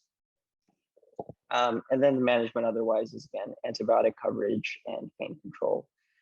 The next slide is just touching on things to attempt to do when you're trying to remove a foreign body. So you want to check underneath each eyelid to make sure that there isn't any retained foreign body underneath there. If you notice like multiple linear abrasions occurring on the cornea, you may actually suspect there's some foreign body stuck under the lid. And every time patients blink, they just sort of lead to those scratches on the cornea. If you have multiple like particulate matter like sand, you can try and just rinse with saline. Avoid high pressure just because you don't want to cause any further damage. You can also attempt to just lift with a moistened applicator. And then if there's like one or two foreign bodies embedded in the cornea and you feel comfortable, you can attempt to use a 25 or 27 gauge needle just to lift it up. You want to use the bevel side up and approach from the periphery. Avoid going over the patient's visual field and get them to fixate on one point on the wall or the ceiling. While you're doing all these things, just give them some pain relief. So tetracaine is really something important to remember from this presentation. All right. And the next one, so this is probably the most common thing that patients will present with, is dry eyes. So basically you want to make sure that you have a thorough history to rule out any other contributing factors. So if they are chronic contact lens wearers, if they're using any systemic medications like antihistamines, anticholinergics, and if they have any other underlying disorders such as Sjogren's, diabetes, those can all predispose them to dry eyes. They are more common in older age and females, so just keep that in mind when you're examining the patient. And most of the treatment for these is just basically providing artificial tears to replace those tears they aren't able to produce. So patients are oftentimes like very frugal with their use of artificial tears. So you can tell them to use them every 1 to 2 hours as needed. You want to avoid prescribing like preservative containing artificial tears. So always go preservative free. And then other just supportive therapies like warm compresses and humidifiers can help as well. All right. And then the last piece is episcleritis. So episcleritis can be managed in the family office, but you want to differentiate this from scleritis, which Elsa will be talking about. So episcleritis, you'll get these inflamed red vessels, and they're usually either mildly tender or painless. If they're complaining of like exquisite pain, then you're more concerned about scleritis. The top picture there is quite an extreme case, but you'll see something more like the bottom picture where it's just like a patch that's localized. It is self-resolving, so patients should see full resolution within a few days to a week. But things that can sort of support their course of recovery and help with some of that tenderness is just artificial tears and prescribing either topical or systemic NSAIDs. If you have a prolonged course, then you want to obviously refer to ophthalmology. So that's the portion of the presentation that covers family complaints. And then also we'll pick up things that need referral. We just have a question about preservatives in the eye drops. What's the advantage of having preservative-free eye drops, as they seem to be more expensive? That's a good question. John, do you want to take Yeah, that? sorry, I was just about to type in the chat, but I can just answer. Yeah, so preservatives, Evan kind of said, preservatives can irritate the eye and cause damage. I'm not really sure why they were ever made with preservatives to begin with. They do make the drops last longer, which is what they're kind of there for, but they are more expensive. But if a patient is like chronically suffering from dry eye, it's over time, and it's going to be kind of a long-term thing. Over time, they're going to want something that's better for their eyes. So giving them preservative-free drops are going to be much better for them in the long run. That's the unfortunate answer. They are a little bit more expensive. Obviously, if they can't afford them, then do what's best for the patient. But if they can afford them, then preservative-free ones are much better. I hope that answers your question. Okay. All right. Well, if that's it, we can move on. So the next section will just review some conditions that require either urgent or emergent referral. So starting with scleritis. So next slide. Having some tech difficulties. Oh. There you go. Okay. So kind of taking off from where Gibran was talking about episcleritis. Scleritis, in contrast, is inflammation of both the episcleral and scleral tissues. About 50% of these cases will be associated with some kind of systemic illness, such as connective tissue disorders, rheumatoid arthritis, infectious causes, surgical or trauma-related. Because it's more likely to be associated with systemic autoimmune diseases, it is more common in women, but the scleritis cases in men are more likely to be infectious. Typically occurs around the 4th to 6th decades of life. And although diagnosis is clinical, additional lab testing is typically helpful to look for any associated systemic illness with it. In terms of signs and symptoms, we usually see gradual severe red eye. It can be present with or without a vision loss. And looking at the scleral vessels, you can see here, it often has this kind of crisscross type pattern. The pain can radiate actually to the jaw or might be worse at night. And then you want to look for non-ocular signs as well, such as skin nodules, pericarditis, anemia, epistaxis, hemoptysis, and so on. The goal for treatment is to minimize inflammation. So oral NSAIDs such as indomethacin or ibuprofen are okay for mild to moderate cases, but systemic steroids would be needed for more severe cases. And in addition to ophthalmology referral, rheumatology referral would also be appropriate. Some complications can include uveitis, cataracts, and glaucoma, and it may be active for months or years before going into remission. Next slide. Okay, so the next is uveitis. So as Jonah mentioned, the uvea is the middle layer of the eye, which includes the iris, the ciliary body, and the choroid. There's multiple types. The most common, which you probably know, is anterior uveitis, which is just the iris and the ciliary body, but it can be posterior, and panuveitis also occurs. Most commonly, it is idiopathic, but can be associated with systemic inflammation, infection, HLA-B27 carriers, and other inflammatory diseases. Signs and symptoms include eye redness, pain, photophobia, which are the most common signs you'll see. Decreased vision can be unilateral or bilateral.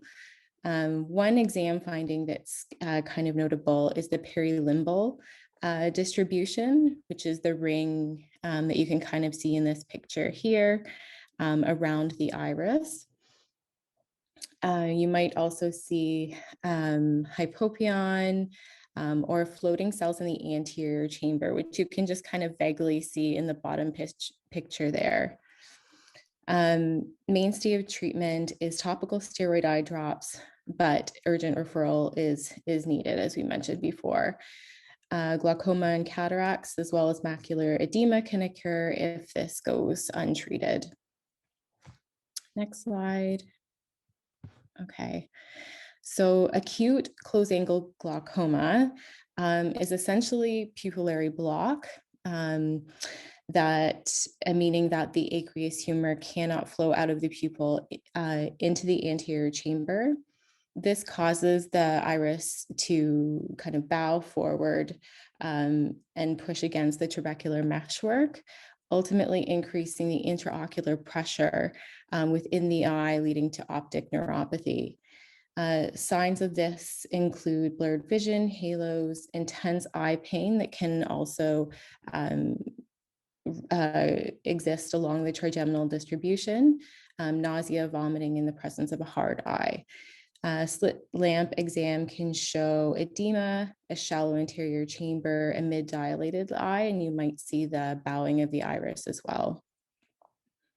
This is a referral, but the goals are to lower the intraocular pressure, reduce pain and a corneal edema, and that's in order to prepare for iridotomy or surgical partial removal of the iris.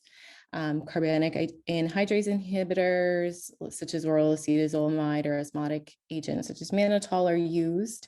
And with the iridotomy, it's not only in the affected eye, but also the contralateral eye, and that's to prevent recurrence.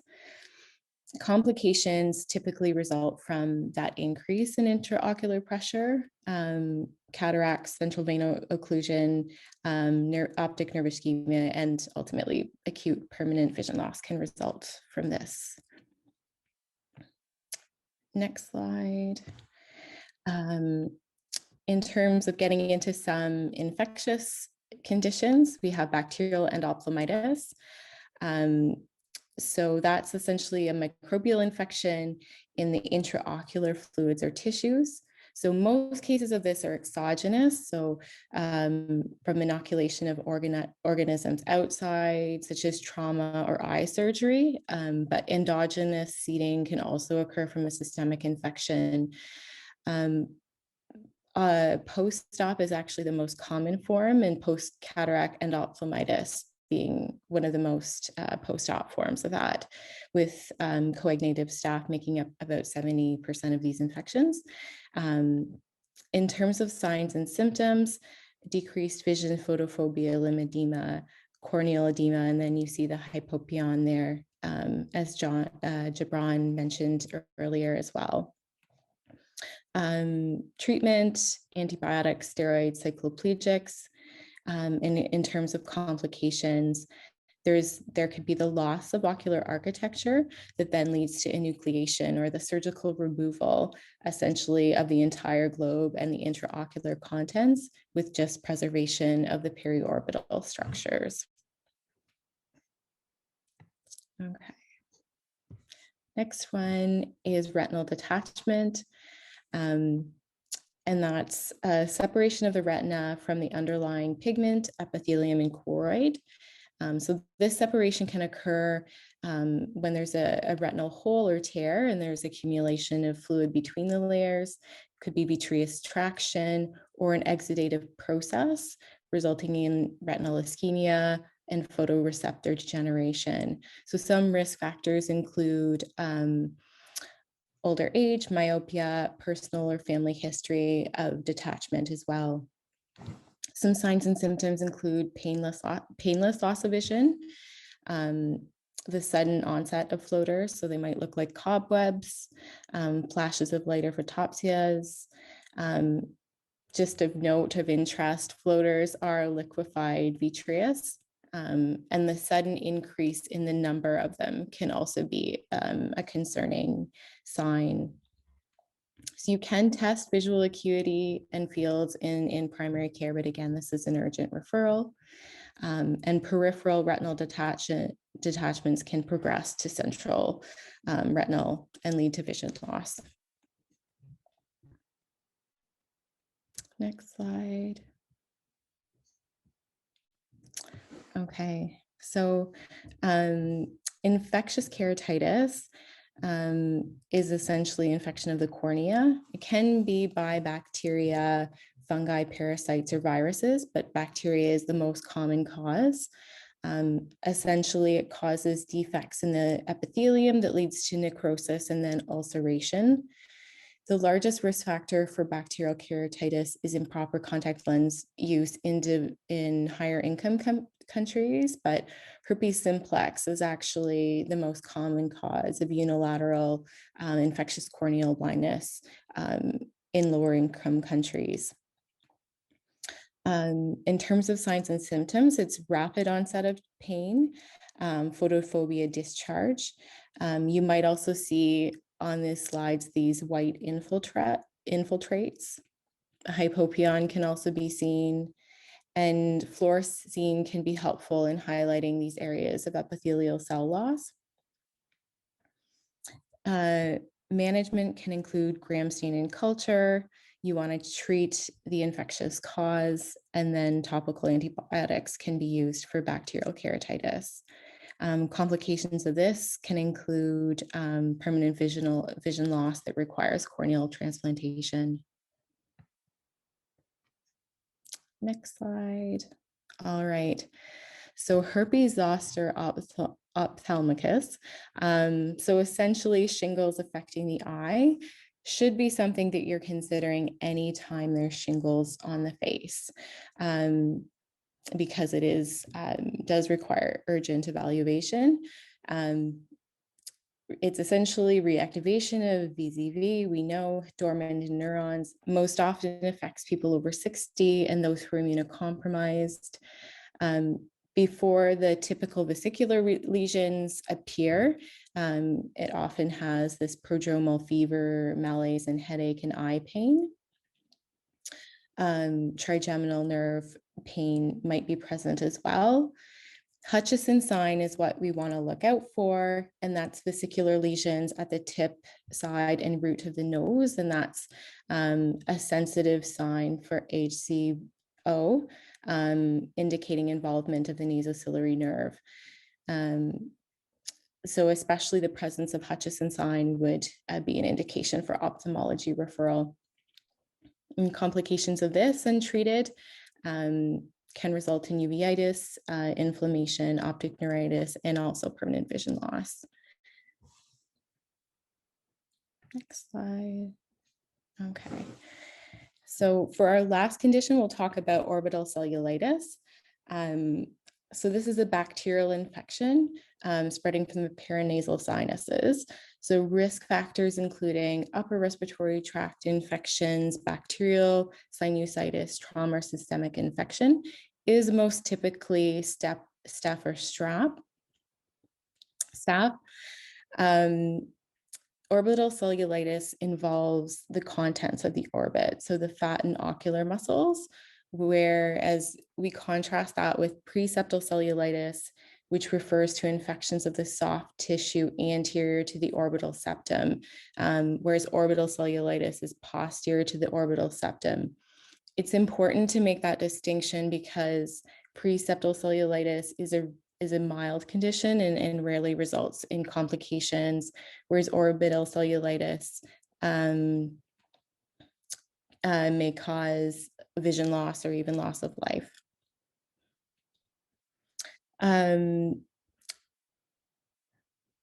It can also be distinguished by several clinical signs. So you might see or ophthalmoplegia with eye movements, and proptosis is more likely as well.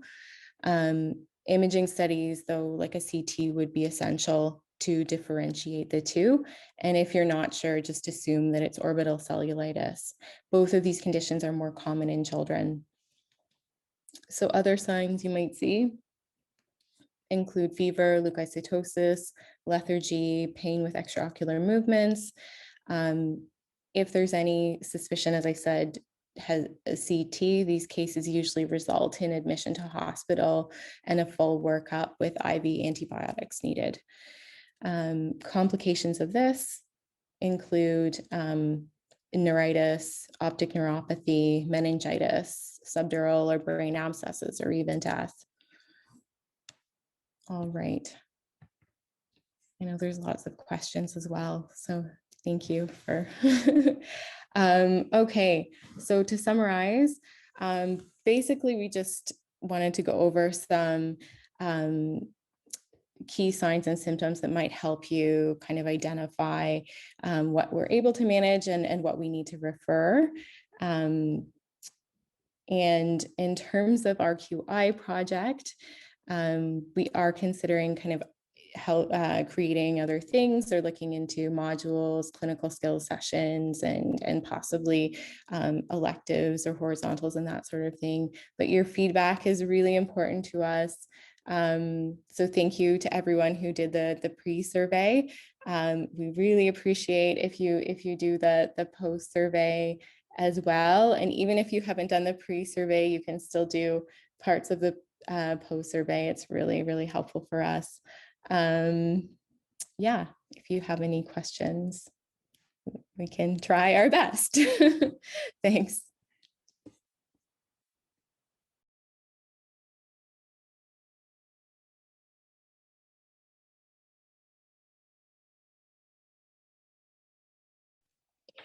All right, thank you very much for that presentation. I see that Jonah has posted the post survey in the chat. So if you guys just want to click that before leaving so that you can have reference to it. But otherwise, our session is done this morning and you're all free to go. I saw Annie, you had a question about Hutchinson sign. It's a little bit, again, like up to, it's not like definitive one way or the other. It really depends on kind of what other clinical signs they have. If Hutchinson sign is not positive, but they're having some eye complaints, you might want them to get seen anyway. You can always call up though and ask for their opinion without actually like doing a formal referral if you're unsure. But if not, then yes. Like if you're confident that it's not near the eye and they're not having any eye symptoms, Hutchinson sign's negative, you would just treat it as regular shingles, whether you use antivirals or not in the first few days.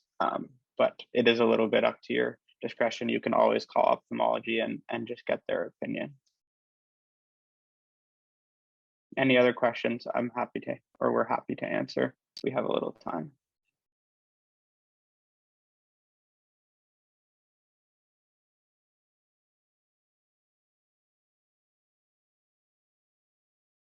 And as Jesse put in the chat, we can send out our slides. We know this is a lot of information, so.